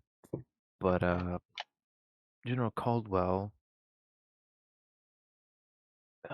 he squares himself up and proceeds to give you a Cliff Notes version, as far as you can make out, of the past few weeks on Urala. Okay. And Cliff notes. yeah, it lines up pretty well with what you would have assumed and heard on the media, with a Mhm. few notable extra details. Um, he lets you know that he was ordered by the Archbishop of Vathox to stand down, basically, when the fleet from Tabuk started heading in from the edge of the system with their intentions clear. And he had been expecting that order, but as you all were fairly well in the loop, had already been making preparations to try to counter whatever Tabuk was going to do. He reminds you all that thanks largely to your information that you brought with you from Anagris, they were expecting some kind of bioweapon attack by Tabuk, some sort of shenanigans, and they had you had providentially fallen into their laps, and you were sent to deal with that. Uh, at which point he pauses and he seems like he kind of has to restrain himself from just asking what news you have, but he continues that the initial attack from a Tabuk went about as bad as expected. Uh, the the brief resistance that their fleet put up in orbit uh, did not do a whole lot to didn't make much of a dent in the Tabukan force, and the majority of the ships then surrendered, as opposed to being blasted out of the orbit. And so Tabuk pretty much immediately had control of orbit, and same day uh, sent uh, sent landing ships to deliver troops to the capital, where no resistance at all was put up. The archbishop himself, with somewhat of a procession, met the Oof. invading force and formally accepted uh, their presence and offered to meet and discuss the new arrangement, so to speak. But Caldwell had already arranged, and with a couple other high-ranking individuals beneath him, to uh, plant some forces, and they'd done some kind of grassroots recruiting out in some of the fringe towns and smaller cities, and posted up some cells of resistance, and basically planned to conduct guerrilla warfare to just try to delay the Tabukan takeover and uh, force some better terms for themselves than whatever Tabuk had in mind,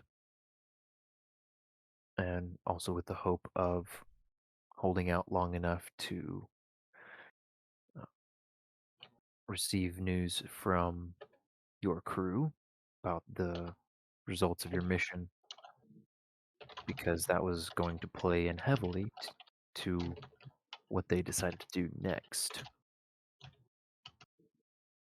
And then he just hits some highlights of some kind of boring details about um, skirmishes here and there, uh, movement of forces kind of falling back, um, and leaving small groups here and there with orders just to try to slow as much as they could, and leaving it up to them as far as how uh, basically how much to the death they resisted.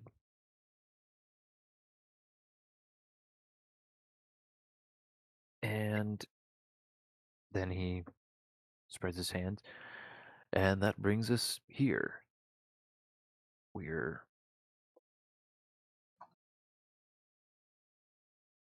here, fairly well secured, but without much more resistance to give. And your arrival is pretty timely. So, what do you have for me? And he looks expectantly and eagerly towards Sirsha. I have a funny summary if you want, but that's out of What? character. If That's you out of want character. to, if you want to, it could be an in-character summary that he gave to her while they were getting ready on the ship. Like, so boss, if they ask us what happened, Yeah, like I was thinking while Ben was just recapping the you're all in position, I was going, the summary of all we did was basically, so we found the bioweapon, blew up their base as we stole it out from under their nose. you want it, kind of, but I stole this for you. yeah, basically, so we found the bioweapon, stole it, and blew up the base. Here we are. Long Kind of a yeah. All right. The long and short of it is, we found the bioweapon. They were definitely planning something harsher than any of us thought they'd do. They were going to drop something, Yorola, that would have permanently changed things here. I'm not sure any of Yorola would have survived, or just the barest minimum of the people. I think the capital would have been completely gone, just based on the beliefs of not protecting yourself.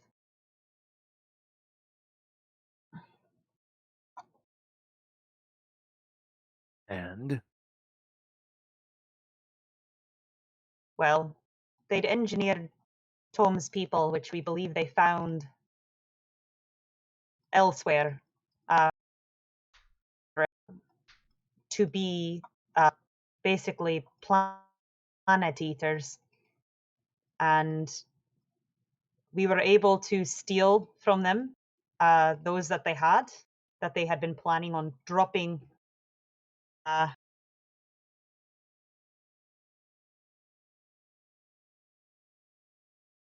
Danielle, if you're still speaking, you cut out there. Sorry. We took what they'd been planning to drop on Yorola. They had a special ship put together. It's actually the one we have parked out there now. And we were able to get into the base, get the goods, and fly it out. We may or may not have blown up the base completely. I'm not entirely sure. I do know we were able to put off a couple explosives. I'm not sure how complete the damage was, but we should have set them back quite a bit. Caldwell stands half up out of his chair. Wait, you flew it here? We did take a stop before we got here. We relocated the Jakari to a planet where they would not be weaponized and your people would not be in danger from them as they're recovering from the mind games that the Tabukans were playing with them. Our That's friend handful Tom of- here is hoping to, I suppose, best represent his people to you, that they are not simply weapons of the Tabukans. They are their own people with their own will, if given the chance. I think that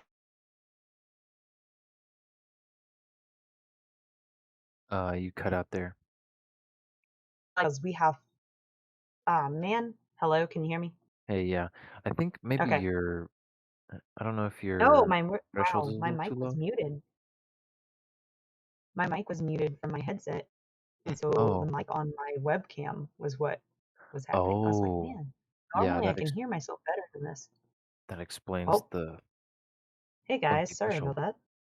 Yeah, I'm back. threshold. No, So you were saying that so anyway, Tom was hoping Tom's to. people might, yeah, I was saying Tom wanted to represent his people. And then she's going to say, they might be willing to help you, but that's a little far down the road.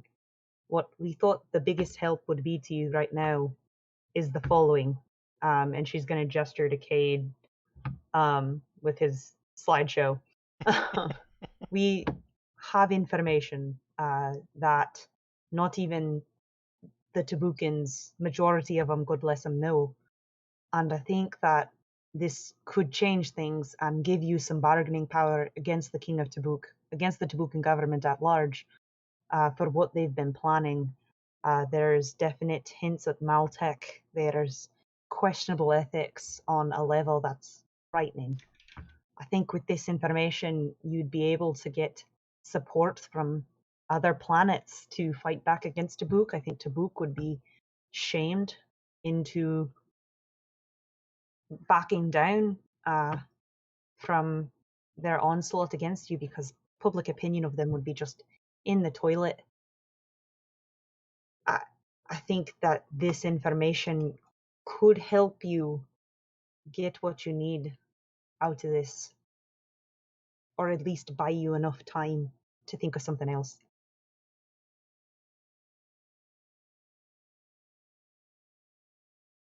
He seems to agree. All right, let's see what you have. So And, Cade will follow up with a brief recap because, of course, all of the data's on the drive, so he'll give them the highlights. He'll detail that it is the Sons of Glory and the militarist faction behind the aggressive expansion over Urala. That it is also the same group that was behind the Maltech research, as well as the plan and intent to use the Maltech. He will also be clear that, so far as they know, they don't have any information on whether the king was informed or if it was done through proxies. The king could be unknowing or not. He'll also give a breakdown on what the crew knows about the Tabukan assets and original plan, and how the how are you saying the name again? I thought it was Chitari, but Jakari. yeah, Jakari. How the Jakari are made up of several different. He'll call them subspecies or physical types, Mm-hmm. describing the difference between the Queen and the warriors, and that Tom is apparently the human hybrid that they used to try to control the Jakari. Mm-hmm. And so that's all I can think of to Okay. pass along. I'm imagining Cade made a family tree. I was gonna mean, from what he does know of the Sons of Glory and the information on the roster, there could definitely be some political names in that if we were to cross-reference it. I'm sure. Mhm. Yeah, and Boris and Liz would have entered the room around about the time that Cade started presenting, and taken seats.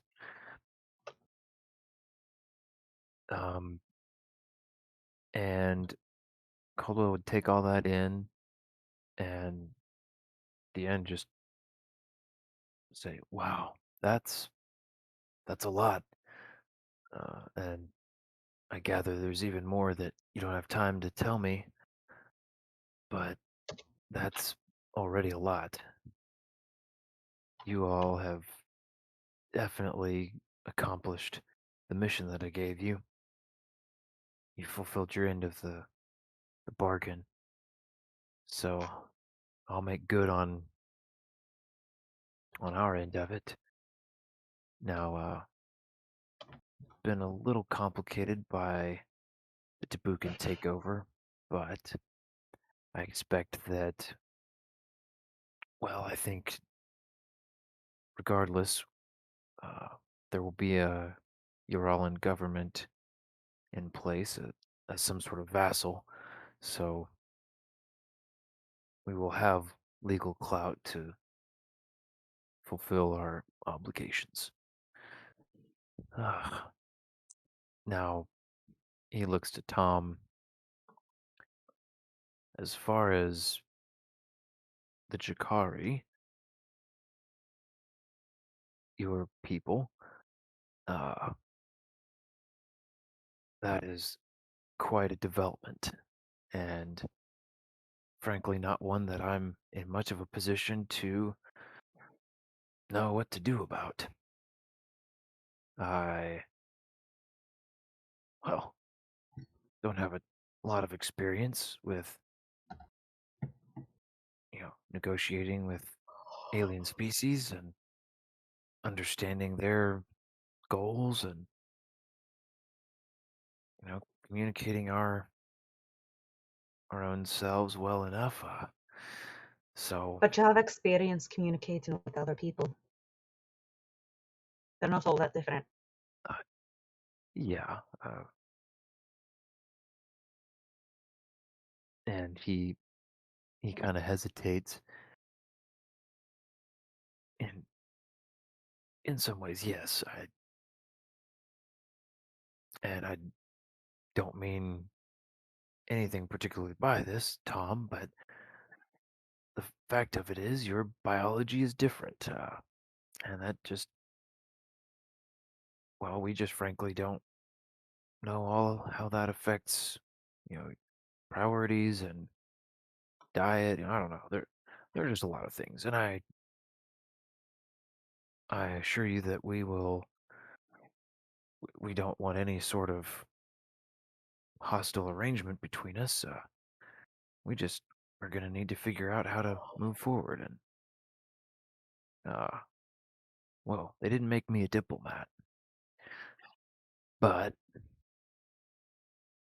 Right, that's what oh, they have Boris here for, right?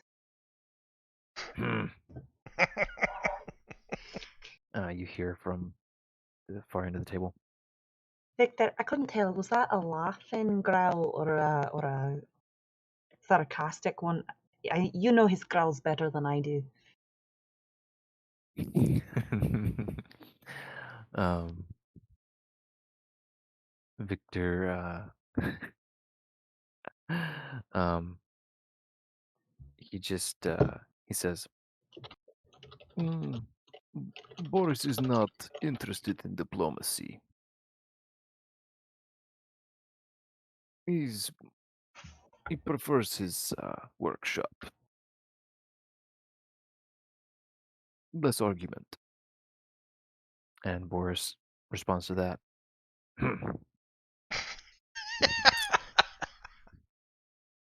And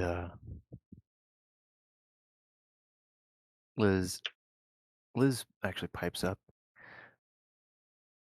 and says, "So, are these Jakari? Are you all telepathic? Are you all psychic of some kind? How does that work?" And Tom responds to everyone.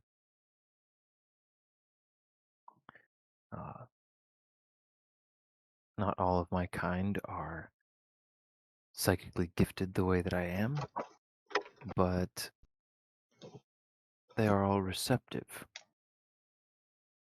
And as far as I understand, my particular variety was bred to exert some sort of influence over what you would probably consider more animalistic varieties of my kind. And that's a work in progress.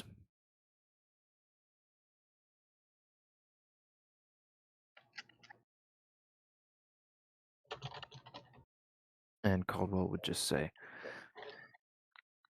"Well, that's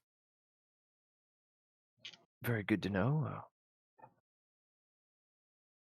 I suppose then you have some authority among your Jakari faction that was freed from Tabuk?" Tom says, "Yes, of a sort. Frankly, I have relatively little to offer of substance right now, other than our intentions, which are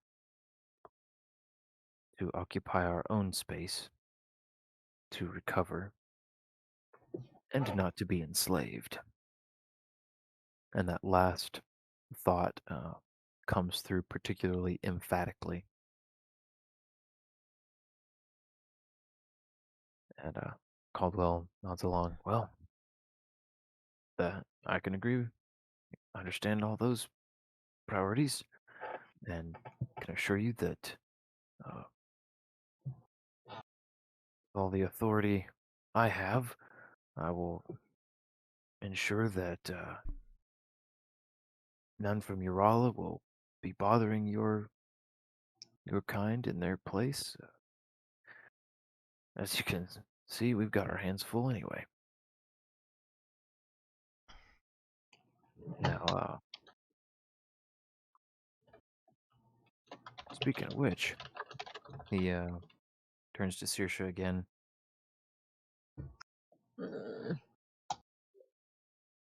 We're well, frankly, we're at the end of our rope. Uh, on your way here, you probably saw about the rest of our resistance. Ah, right. Reese sends his regards, by the way. Oh, he perks up. I'm glad he's still kicking. Hope you had good enough sense to lay low and just cause the bare minimum of trouble. Those we've been hearing there's been fighting there in Arsenault, but they don't give a lot of detail in the media anymore.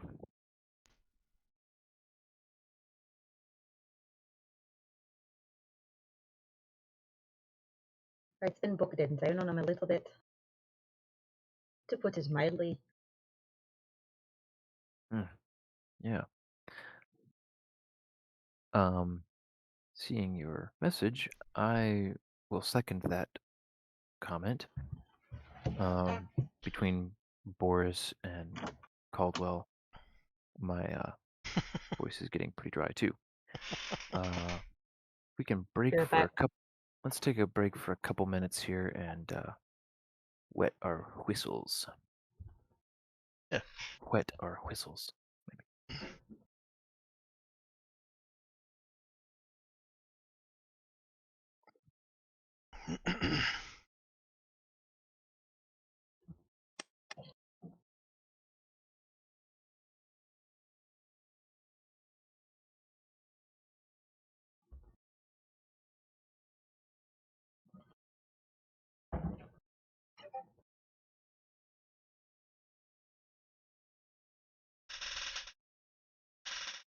Hear my chair squeaking all over the place.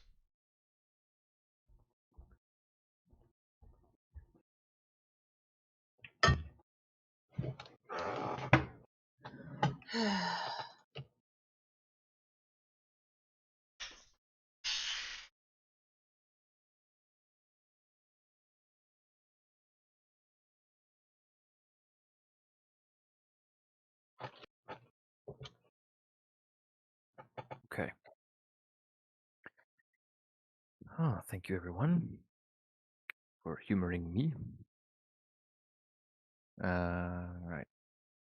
I have wetted my gullet. Wetted your whistle? Mm-hmm. Wetted my whistle. And I am ready to go again. More gravelly Boris grunts incoming. Um, do we have everyone else back? I think so. Okay.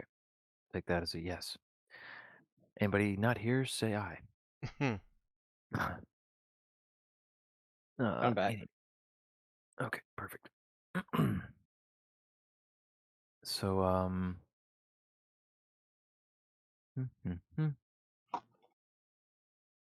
covered that. So yeah, I think at this point, uh, Caldwell is basically saying that um, they don't have much else to do, and he hesitates and looks over to Liz and Boris, and Liz gives a nod. And Caldwell continues. Our plan at this point is basically to evacuate the resistance forces we can. We know of a few that are still putting up a fight that we'll try to get word to just to see if they can make it down into the valley. But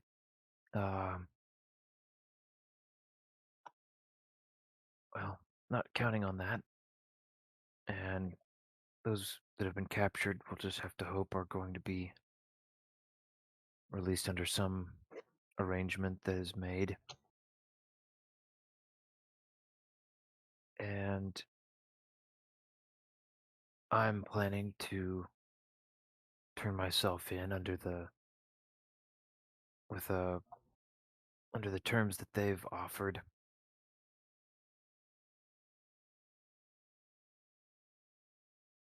That'll at least garner some goodwill. And I can do so knowing that,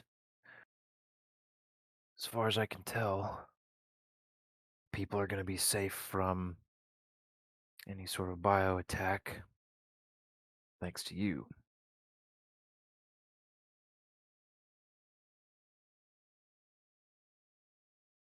What if they try again? Well, if it comes to that, he just shrugs. There's only so much we can do.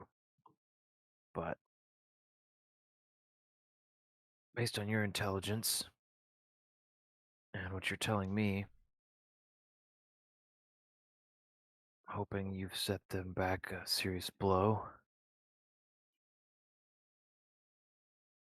And come to think of it, I may just take this, he gestures at what Cade has presented, with me, and I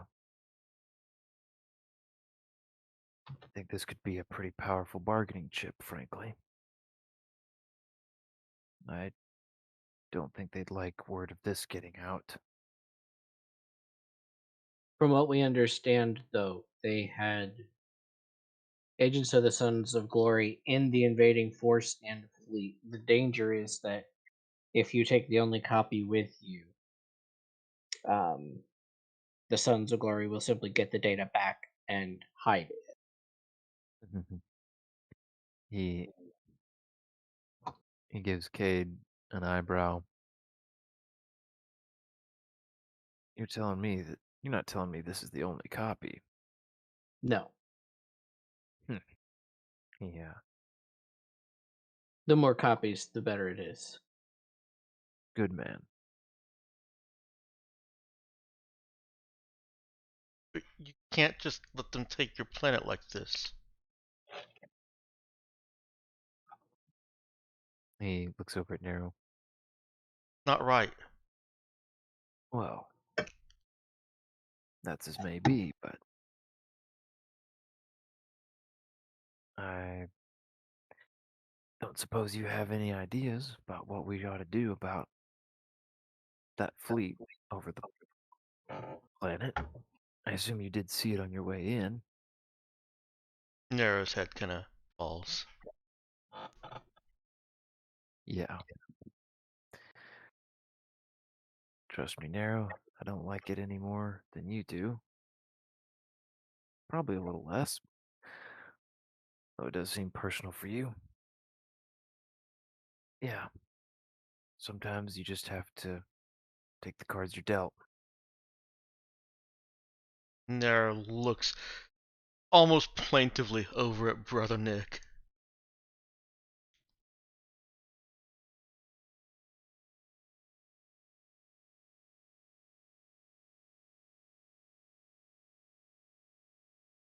How does Brother Nick respond? Uh, yeah, so he'll look to Caldwell and say, I think that's why we're here. We're hoping can help you deal yourself a new hand. Nera nods emphatically.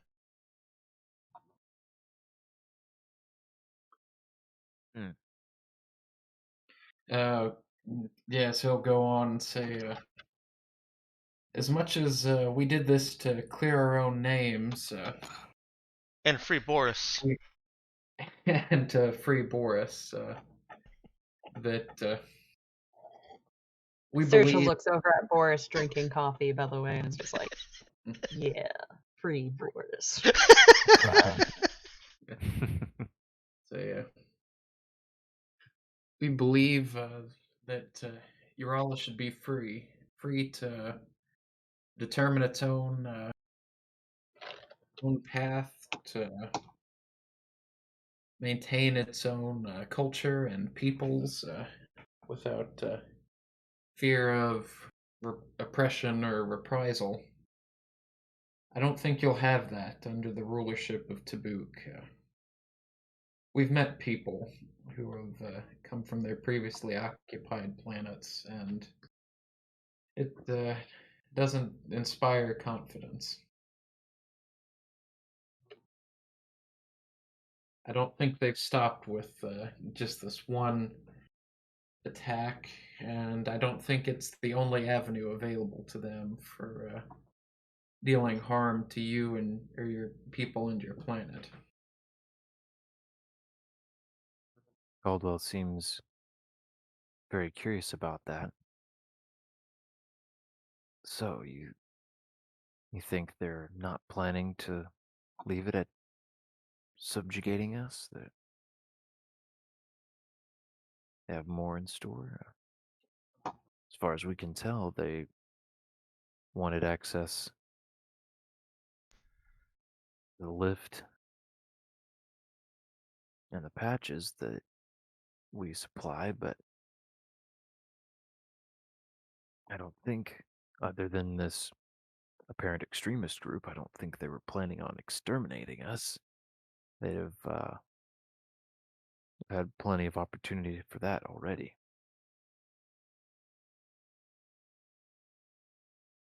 Why would they attempt to exterminate you before their bioweapons got here that are, as they see it, engineered to do it best?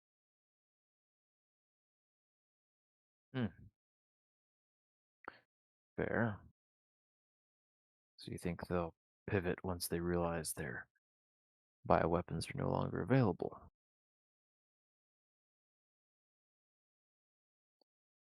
I'm not Yeah, sure.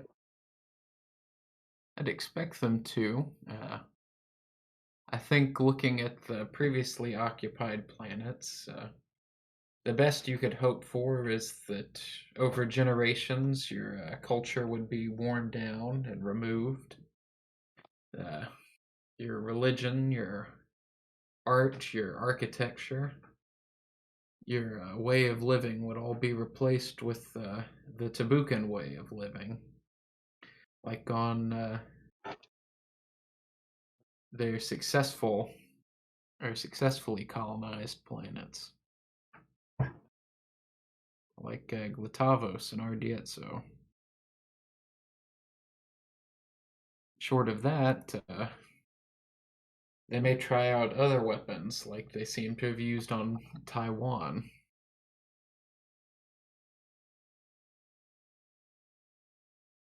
Or wait until they can reestablish whatever of their Maltech biologics divisions and try that plan again. His Caldwell's eyes go a little wide as he gets a concerned look on his face. Taiwan?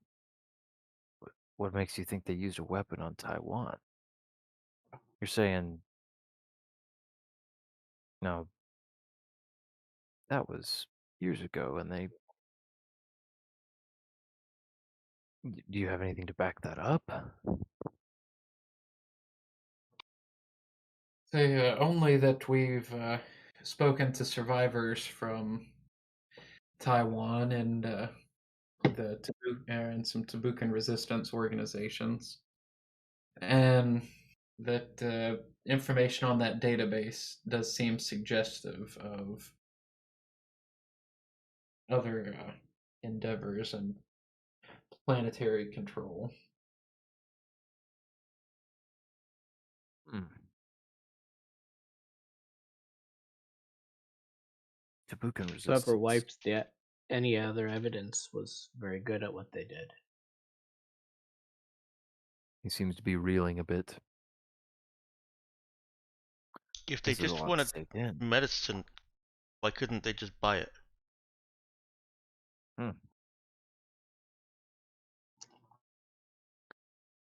Ah, bless your innocent heart.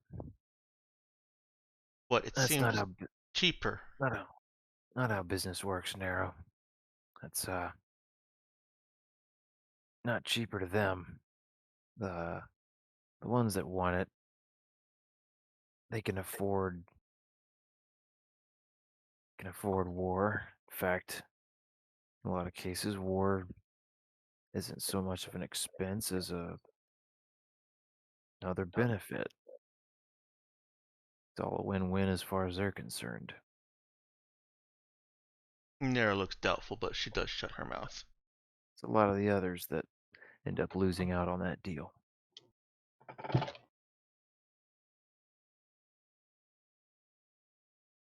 Well, oh,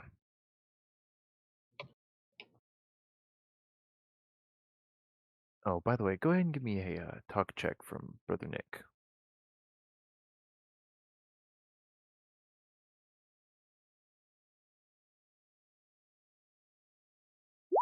And a notice check from Nero. Cool. Quite a doozy there.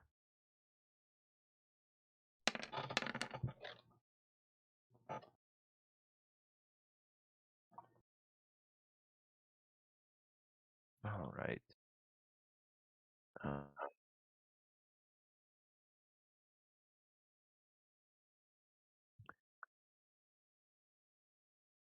And leans back in his chair, giving Brother Nick a considering look, and eventually nods. Well, say you've got a new deck to deal me, new hand to deal me. What do you propose we do with this information? I assume your plan didn't involve me turning myself in and the resistance fleeing.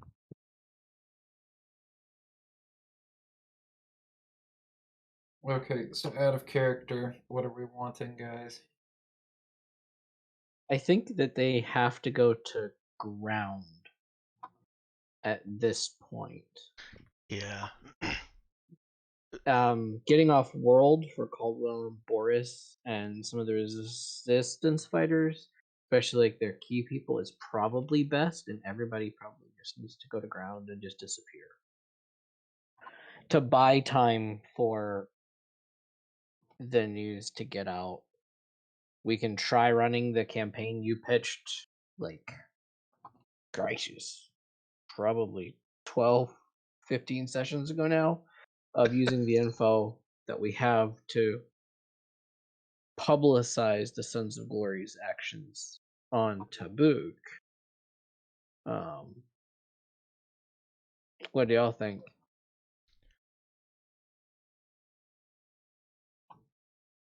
Oh, it made my formatting awful.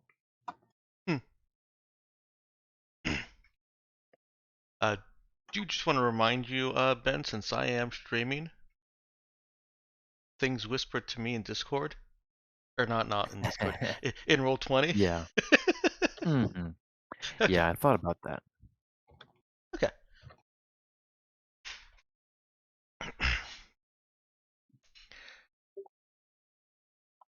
Huh.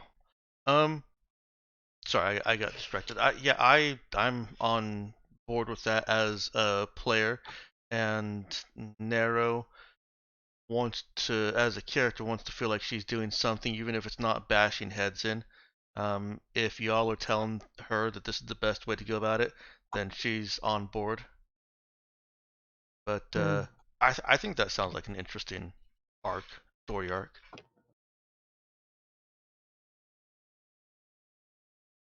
Yeah, Basically, that we would run the smear campaign.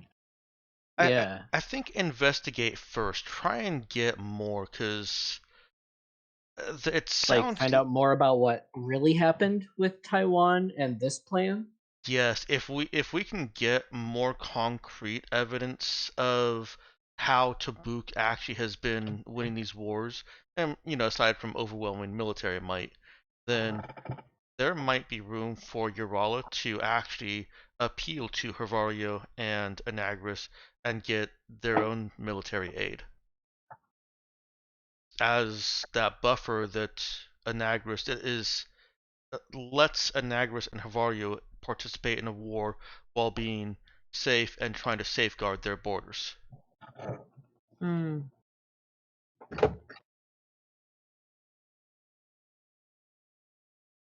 Yeah. Well, if we do that investigation, well, it could go one of two ways. Either we publicize the findings. Urala has a way to become neutral and stay neutral, but also Tabuk's negative press might be so bad that they literally are gonna like get attacked like crazy.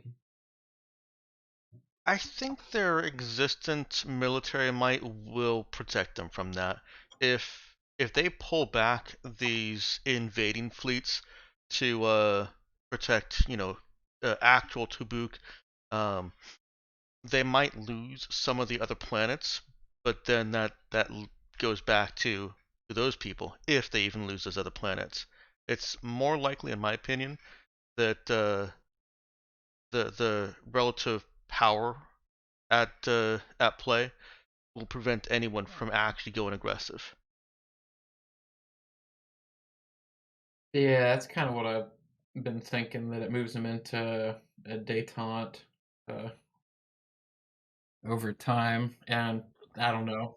Yeah, hopefully, as long as they're acting fairly rationally, there shouldn't be a big counter invasion. And hopefully, if we can also shape their opinion on the Anagris and Havario side of things.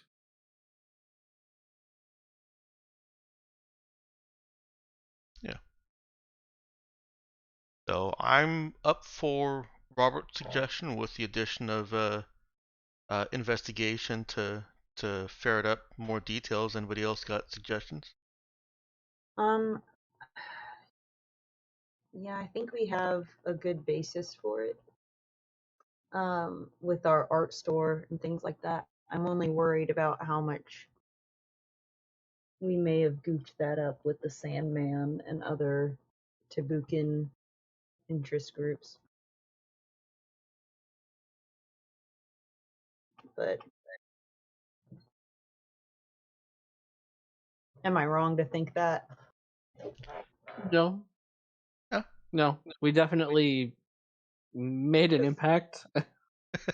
we were definitely living life on Tabuk like we're not gonna be here forever. Yeah. Yeah. We're Like gonna a get the wrecking ball. bioweapon and bounce. Yes. And now we're like, oh, whoops. Well, with our sort of moderate connections there through Kareem and his mom and such, we could definitely get more information. And with the, what was it, the tunnel snakes, we could possibly find out more about what happened in Taiwan.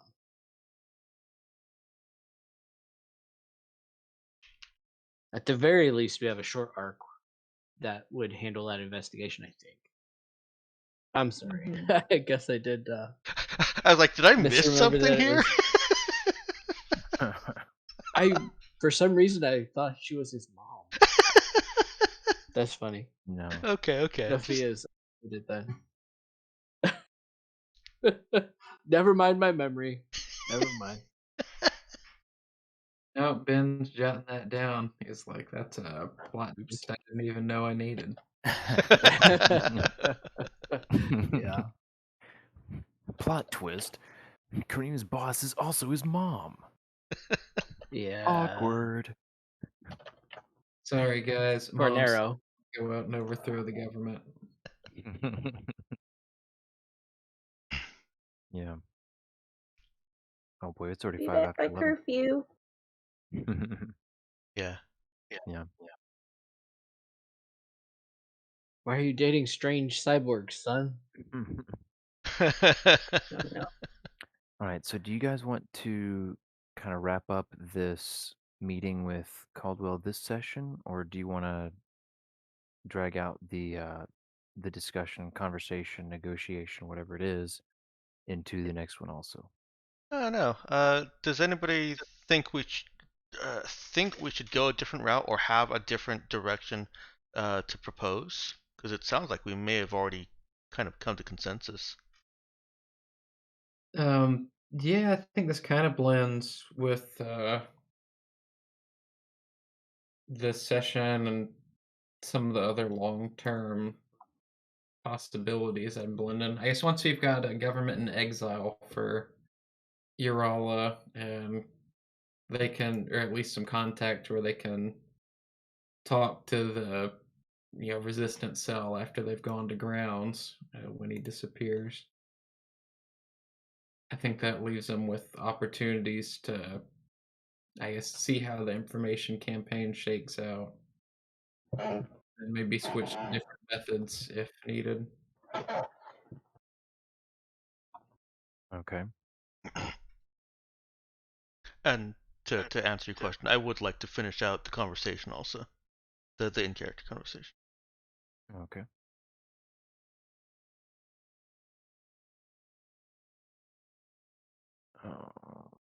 Dokie then. So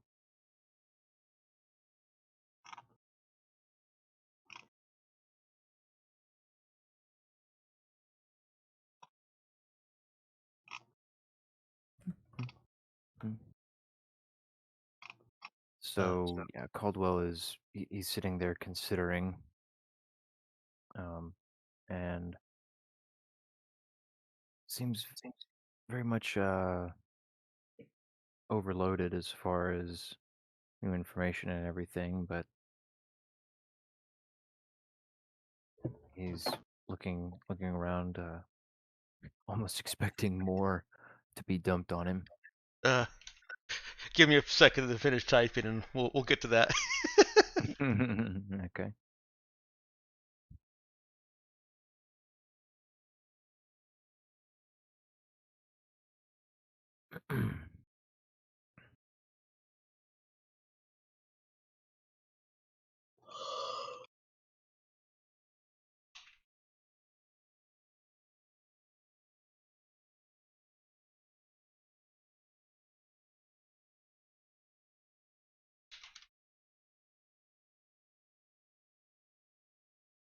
Oh, I should be able to share this now.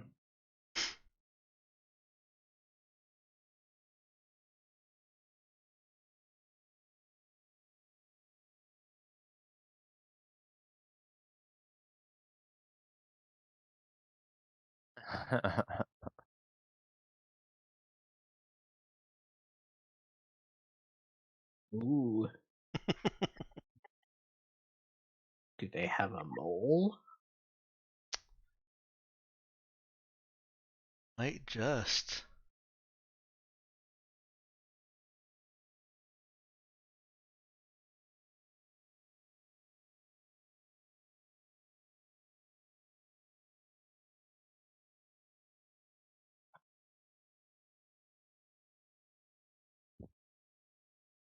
You want to just go into voice now, Ben? Yeah, sure. Uh, Lots more confusion is the theme. Nero, trying the whole talking back to him in her mind without speaking it out loud. her lips are moving a little bit, but she's still not speaking it. That's adorable. She responds,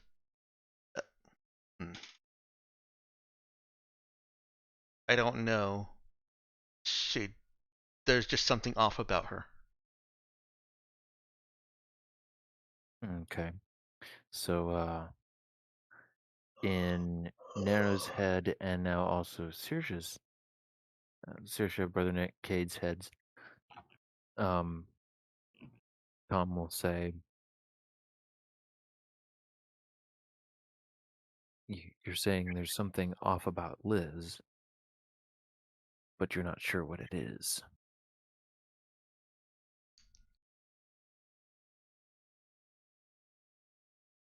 She got nervous when Caldwell liked what Brother Nick was saying.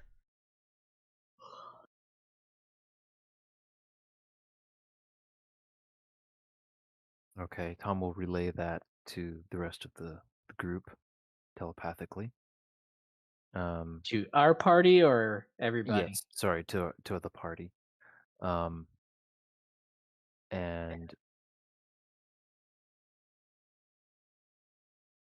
he'll just ask, is this something we should say something about right now? Or he seems not really sure about how to proceed. Can't you find out why? Hang on, let me rephrase that for Nera. Can't you see her brain? LOL. He'll respond to the party. No, I wasn't able to contact her mind any more than I was Boris's.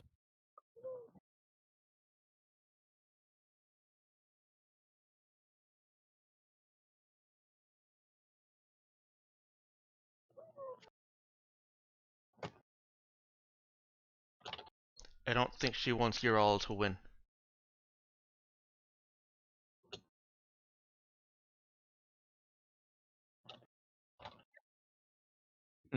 He'd relay that and say, it's Dim's, something along the lines of Dim's fighting words.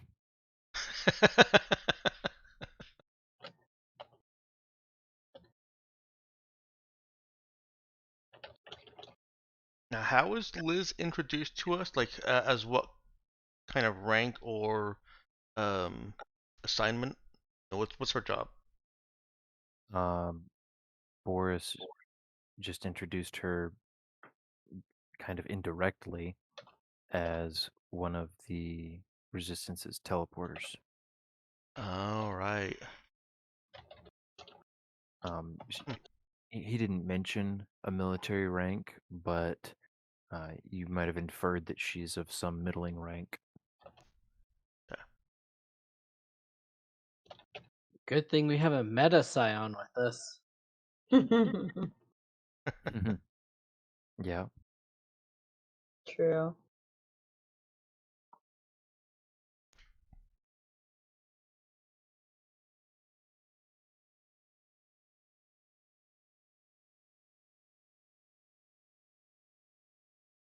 Um, I mean, yeah. would you tell me? Hmm? Would you tell me if Saoirse detected anything sus? Yeah, you haven't detected her doing anything telepathically or psychically at all. Sorry, teleportically or, well, yeah, telepathically either.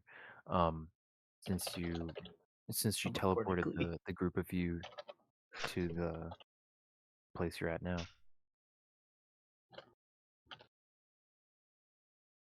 And if you check her out, you would detect the presence of psychic ability in her. I think at this point, Nero dithers a little bit. I don't know. Maybe she just doesn't like fighting.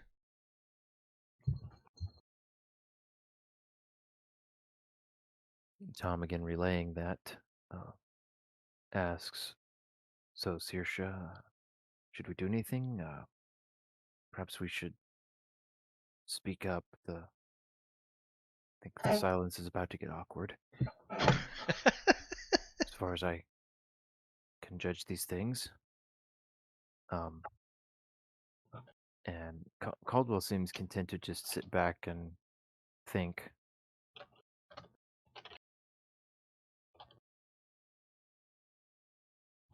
Victor has leaned over and is conversing quietly with Boris.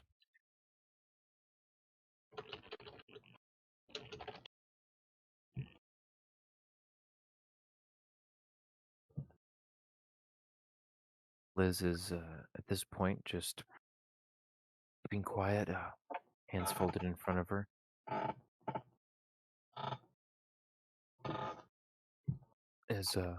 How's Java holding up in this meeting?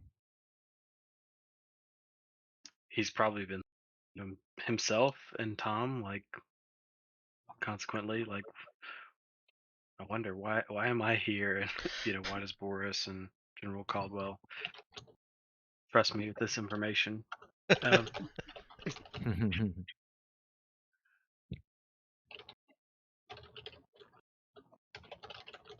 he's also probably at this point made his way back over to that pot of coffee, hoping that there is some still there. He's getting his second refill, perhaps? Yeah, it would be second.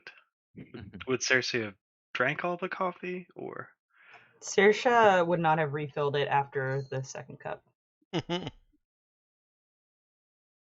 She'd been doing a lot of talking. In moderation. So, does anyone think that we should speak up about this Liz situation? Not with Liz in the room. Yeah.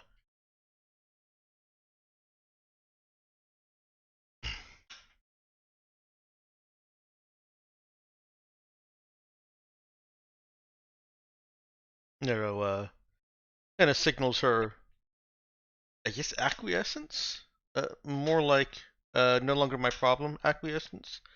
With a quick glance around the room again and back to fidgeting.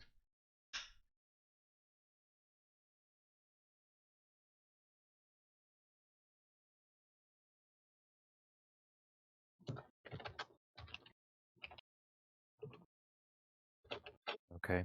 Tom will eventually send to the group,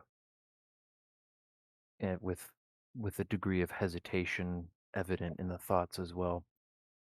I could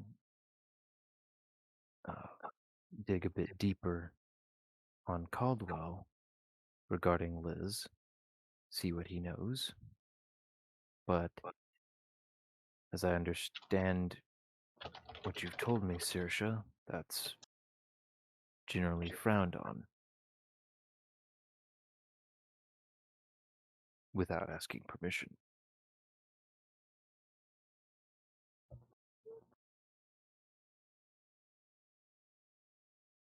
What without asking permission? You cut out. Sorry, digging deeper telepathically.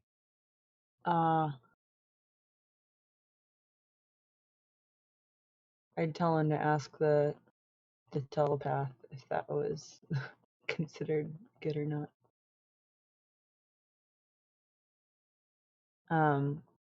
Is he asking to dig deeper into my brain telepathically, or? No, he's saying he could dig into Caldwell's mind and try to find out if he knows something about Liz that Saoirse's gonna like immediately he's gonna see imagery of like red flags. okay.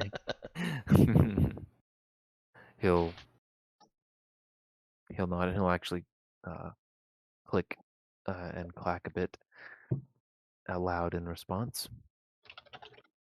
before kind of looking around, glancing around the room and sliding back in his chair a little.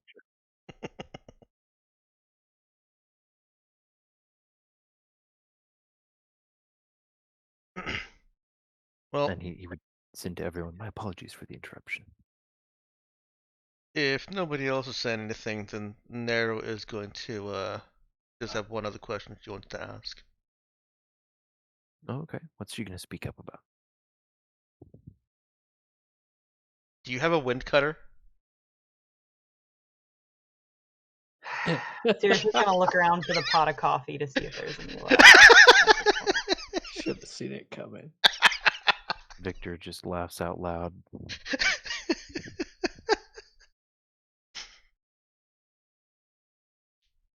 And Boris shakes his head. Caldwell kind of snaps out of his contemplation, looks over at Nero. A wind cutter. I want to kill tanks. You and me both, Nero. He chuckles ruefully. I can assure you, if we had a wind cutter, it would be in the hands of our best, carving up Tabukan tanks. Well, probably in Arsino. So, sad to say, that's a solid no.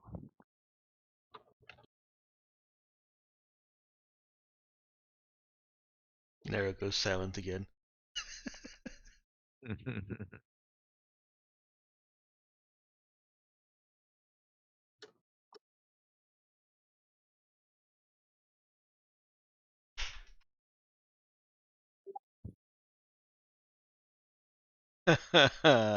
Oh dear.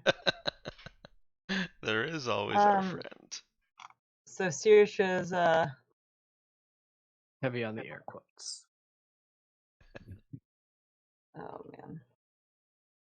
There's only one place you're getting a wind cutter.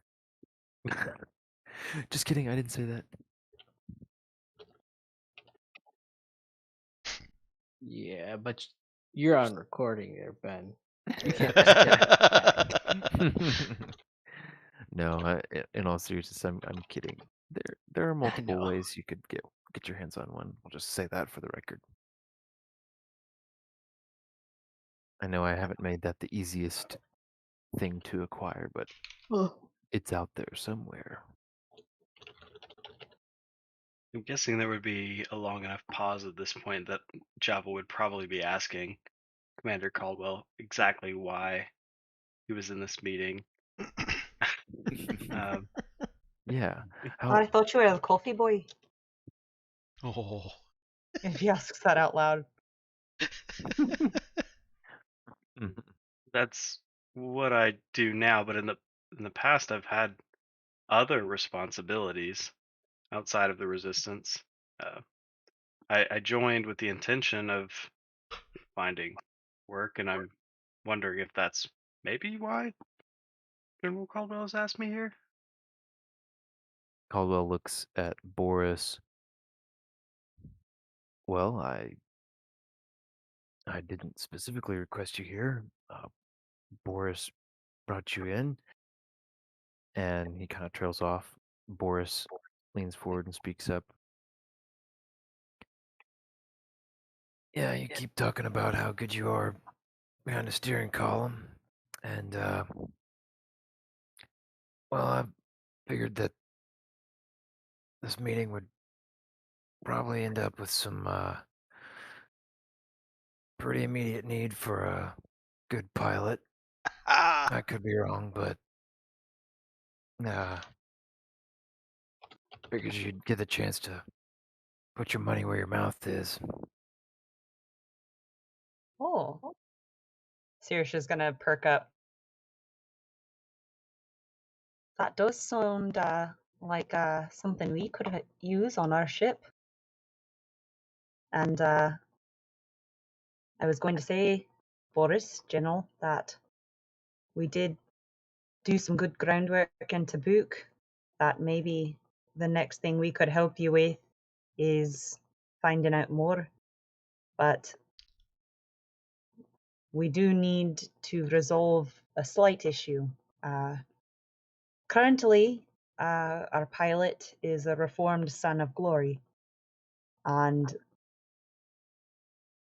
he thankfully was new to the Sons of Glory and was able to pretty quickly see past the propaganda and the brainwashing that they put him through. We've been working on some of the prisoners of war, I guess you'd call them, or hostages, whatever makes you less squeamish. Ahmed visibly kind of shrunk down on himself slightly as all eyes in the room turned toward him. I forgot he was here. Oh yeah. Whoops. Yeah, you hear you hear a quiet mutter, just barely audible from Boris. I was wondering when you were gonna explain him. Uh, He's a good and man who put his own family at risk to help us. Is the only reason we made it out of that base. Mm-hmm. And the only reason we made it here, past the Tabukan blockade, back Ahmed, from Anag. yeah, Ahmed gives kind of a self-deprecating smile and shrugs his shoulder a little bit. I suppose that's all mostly true. I didn't think it was anything that amazing, but I did want to, well, did want to make it back to my family. It was more important to me than whatever cause the Sons of Glory have. Wasn't my primary reason for joining. So, if you don't mind me saying so, sir, I hope that you'll consider that it's possible others of my crew are not as deeply involved as you might suspect, and just find some way to, well, just not execute them on the spot, sir. Caldwell gives him a serious look. Well, if they vouch for you, then I've no issue with you. Hostages does, well, it does give me another card in my hand. Maybe a way to get some of our own back. I'd certainly prefer that to putting bullets in any more heads.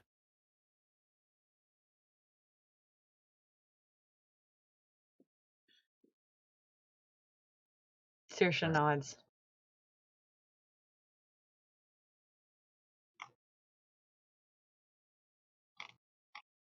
You appreciate it.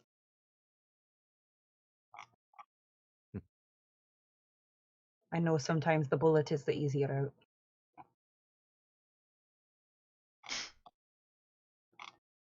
Appreciate Yeah, that you're not well, the kind of man to take it. Yeah, I haven't been known to take the easy route. More is a shame for me. Well, I don't know about the rest of you, but I have a lot to process. And entirely new direction to consider. And he glances at Boris and at Liz. I think this is enough for now. We could all use some rest. Take some time and maybe talk some more tomorrow, but we can, guess we need to have these hostages of yours kept a watch on, and we can take them off your hands, just assuming that's all right with you. And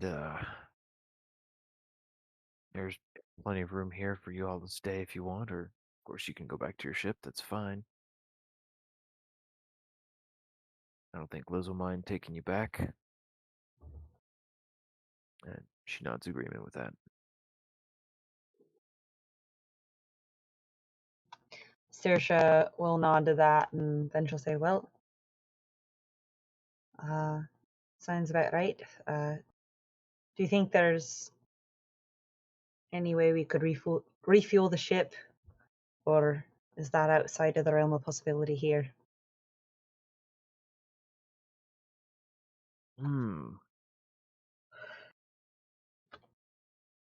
Well, I'll have to ask about that. We haven't had any ships to refuel, so I haven't given a second thought about if there are any reserves here.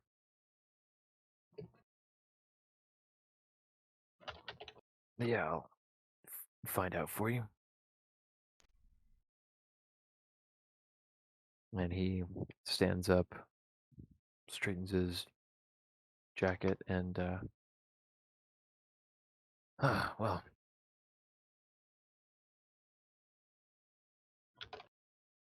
Saoirse, Tom, crew, make yourselves at home. Of course, apologies for the obvious discomfort that some of my men are gonna have. I have never seen one like you, Tom, so I don't know how much you are used to that yet, but I guess just give it time. But nobody will things will- attack him, right? Oh no, they also I'm coming with you. I'll make sure to make an announcement, make sure everyone knows, just so we're very clear. But no worries. If anything, people might avoid you, but that shouldn't be any problem. No, nobody's dumb enough to do something like that. Oh, great! That's the quote for the night. Oh, and that was actually Saoirse just sounding more and more like a psycho. she was thinking Caldwell actually.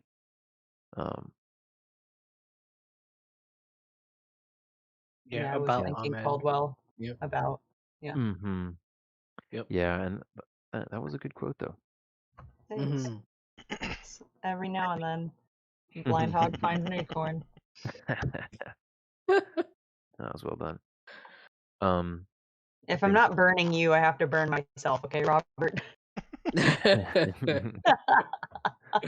All right, so I think that's a good point for us to end at, and right about around our planned time anyway. Mm-hmm. So, with that, go ahead and get some faves going. Oh, we have a newly decided on pattern for doing this, so Dex gets to go first Ah. this time. Yeah, I see that there's a asterisk next to me. Aren't you so excited that you're here for that? I Yay. wondered what that was for. I had recommended that the second person to go, I think I said, would be the first next time. Oh. And I don't know if that's what Ben's doing, but I did notice that there quickly appeared an asterisk by my name after that comment. So figured, well, yep, okay. Uh-huh. Maybe. I'm gonna give it to the to suddenly bringing up Ahmed and being reminded, oh yeah, Ahmed is with us. Oh no. I don't know if any of the rest of you remembered, especially you, Saoirse, as you were saying that, but it reminded me, and I'm like, oh, poor guy. like, oops, there it is. Mhm. Oh man. Yeah, I will say I definitely was feeling the strain of trying to think about all the dynamics for the I didn't count, but I think 10 or 11 people in the room. Let's see, 3, 5. That's true. I think it's 10. I could be one off, but yeah, it's right around there. That was a doozy. Yeah.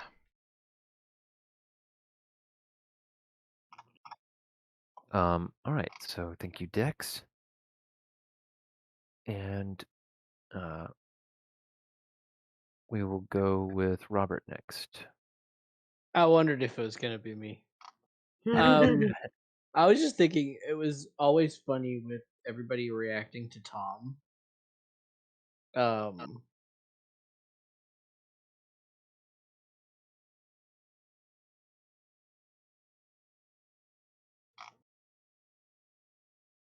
I'm Would you drawing a care to blank elaborate? on. Oh, okay. It's Oh, like, do you care just to elaborate on everybody's that? reaction to Tom being like, "Oh wow, a real live alien," basically. Yeah. Mm. Yeah, that.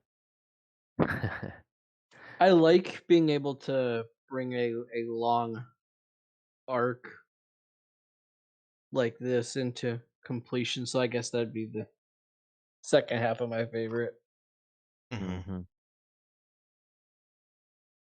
Getting ready to kick off the next. Yeah, that's definitely exciting. Mm-hmm.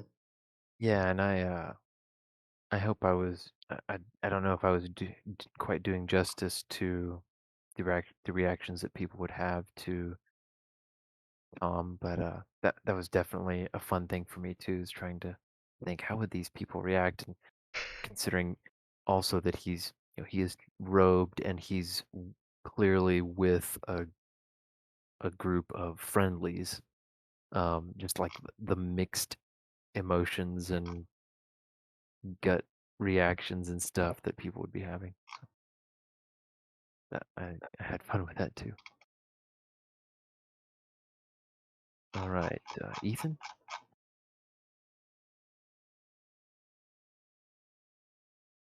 You got something? Hmm. Or do you need to pass for now? My joke one was the alien llamas. I want more alien llama war.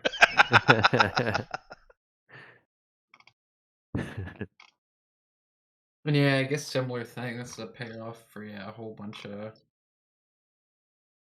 of arcs here this episode.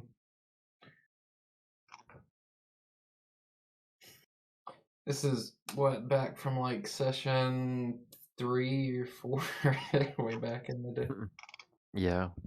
of getting in trouble and getting this mission, and now hmm accomplished. Yeah, man, I forget how like immediately that happened. Yep. Was It not was many sessions in. It's probably 6, probably maybe number 6. Yeah, maybe a little more, but this has been a backdrop for the vast majority of the Yeah, campaign. it was a neat emergent plot. I'm glad to hear that. I felt like it was very interesting. That's something that I've loved so much about this game, is the way that the things you guys do, and me trying to react to that, spins these interesting things out. You guys said that about um the Sandman, and the art museum, that whole uh sub arc or whatever it was, how much you enjoyed that, and it was purely sprung out of a failed roll on trying to do some wheeling and dealing on the side. uh, So that has just been a really successful, I guess, game mechanic. One that I never really got to explore much in my times running D&D, just because it always felt like it was more uh it was just more structured towards provoking the party Like versus reacting to them. Provocation Railroad, maybe? Yeah, I guess so.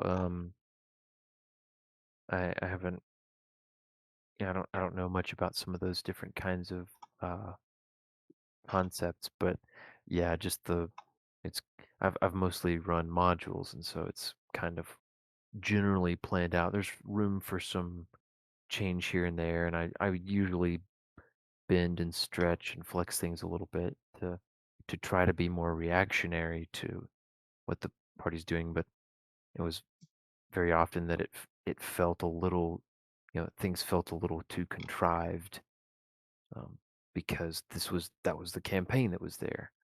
Um, Mm-hmm. and I've really enjoyed, you know, putting the framework and the pieces in place, and then what kind of watching what happens as you bounce and smash your way through all of them and send them all tumbling in various directions. Um, it's a really entertaining experience. Um, anyway, yeah, I guess then just for me, I guess I can go ahead and go since I'm rambling anyway. Um, I I guess it's my favorite is it's sort of my favorite, even though it was also almost simultaneously my least favorite, just because of how tough it was. But um,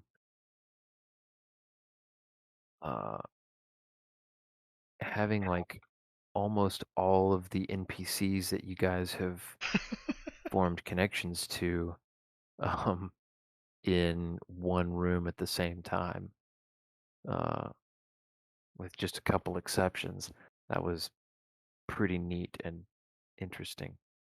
Mm. Um, and we could have probably played around with that forever, but that was I thought it was good fun. Danielle, what about you? I think my favorite. Hmm,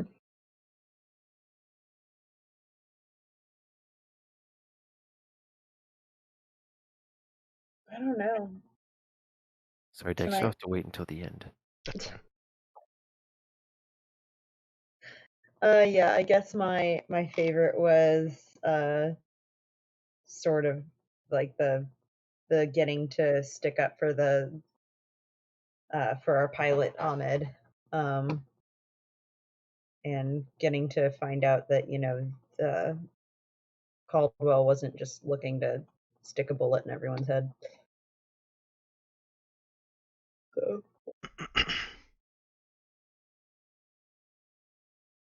I guess the getting to speak on behalf of the hostages and Ahmed.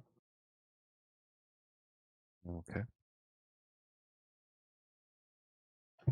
Yeah, let's not forget going in that Ethan also did write a fantastic little recommendation for them. Truth. Mhm.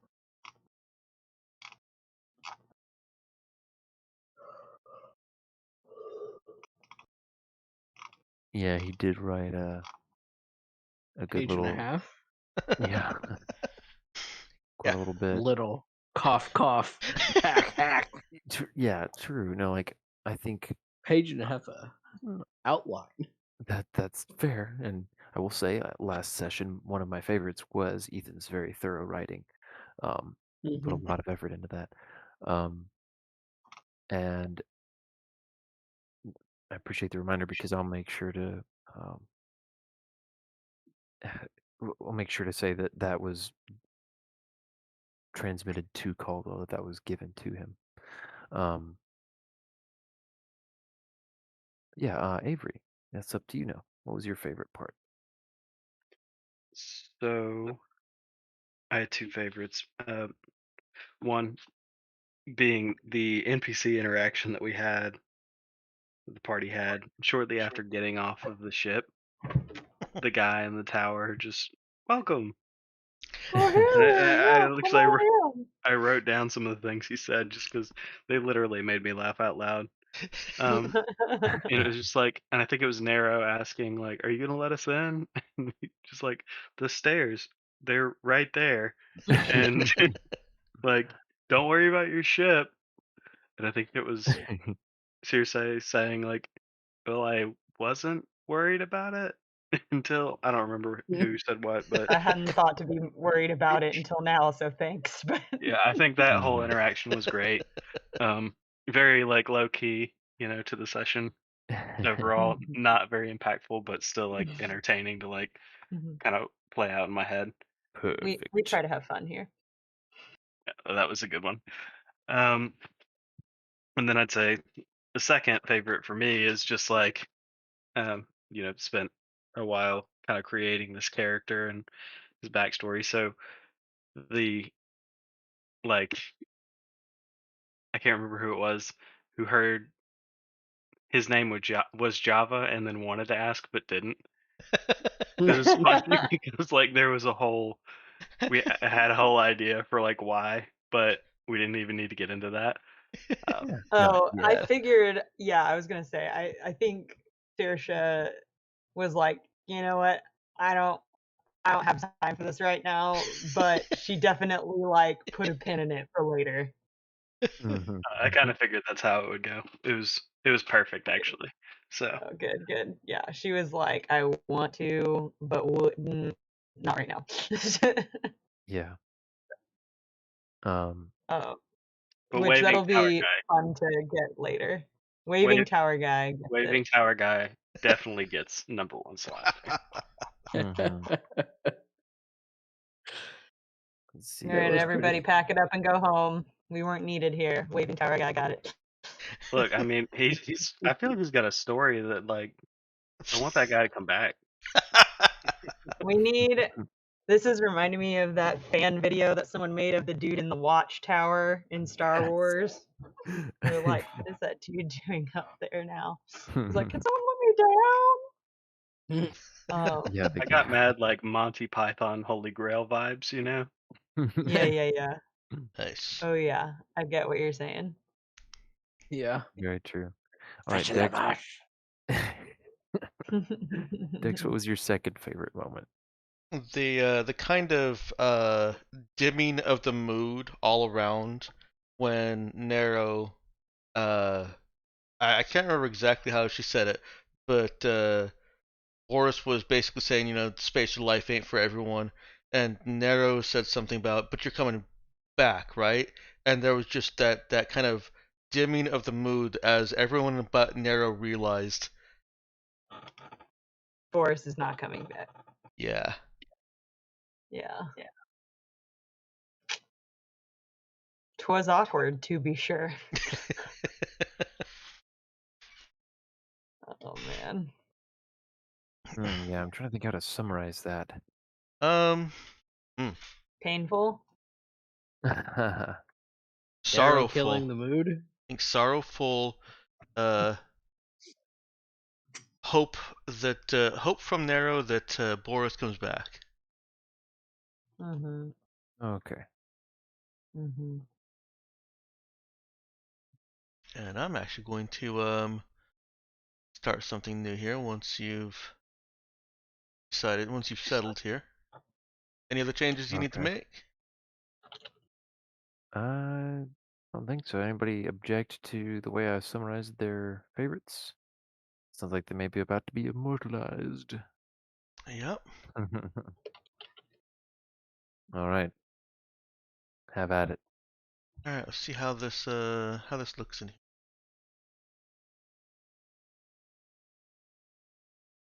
Yeah, that doesn't look too bad. It works.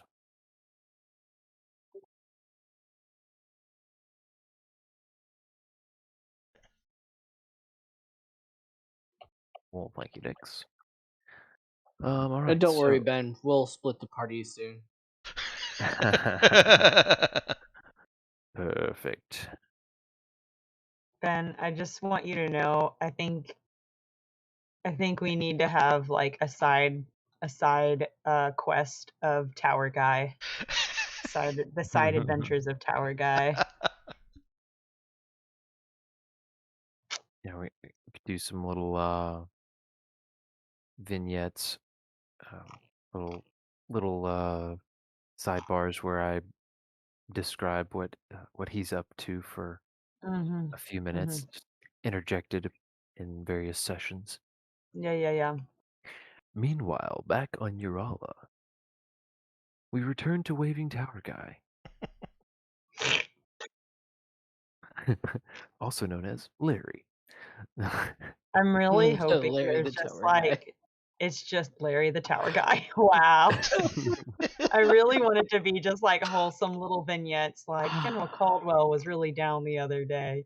I found out it's his birthday in a couple days, and I'm sure that's why he's feeling down, because he thinks everyone's forgot it. Well, Larry the Tower Guy hasn't. I'm gonna make it the best birthday ever. Scrounges together things to make a cake, fails at making cake, scrounges something together Oh, anyway, no. Oh boy. finds out it's not his birthday after he gets the entire base to throw him a surprise party. Oh man. Don't worry about your birthday. Oh man, pretty great. Hmm. Well, welcome to the group officially, Avery. Yes, Yes, indeed. yes. No, thank you. Thank you. Yeah, and everyone go ahead and take 2 experience points. Woohoo! That means somebody's level 9, doesn't it? Or level 10? What was it? Who was 1 point away from leveling up or something? Narrow's 1 point away from was 1 point away from level 11. That's So, right. Oh yeah, that's right. so that's maybe something that we can talk about after I stop recording. Ready for me to end the stream? Yeah, She's it could like, be. and you just screwed yourself over. Sir. Mm, Possibly. yeah, so Mhm. I think that's a good point to end on. We've covered our faves. The session is officially over, and we'll go off stream for some behind the scenes discussion. All right.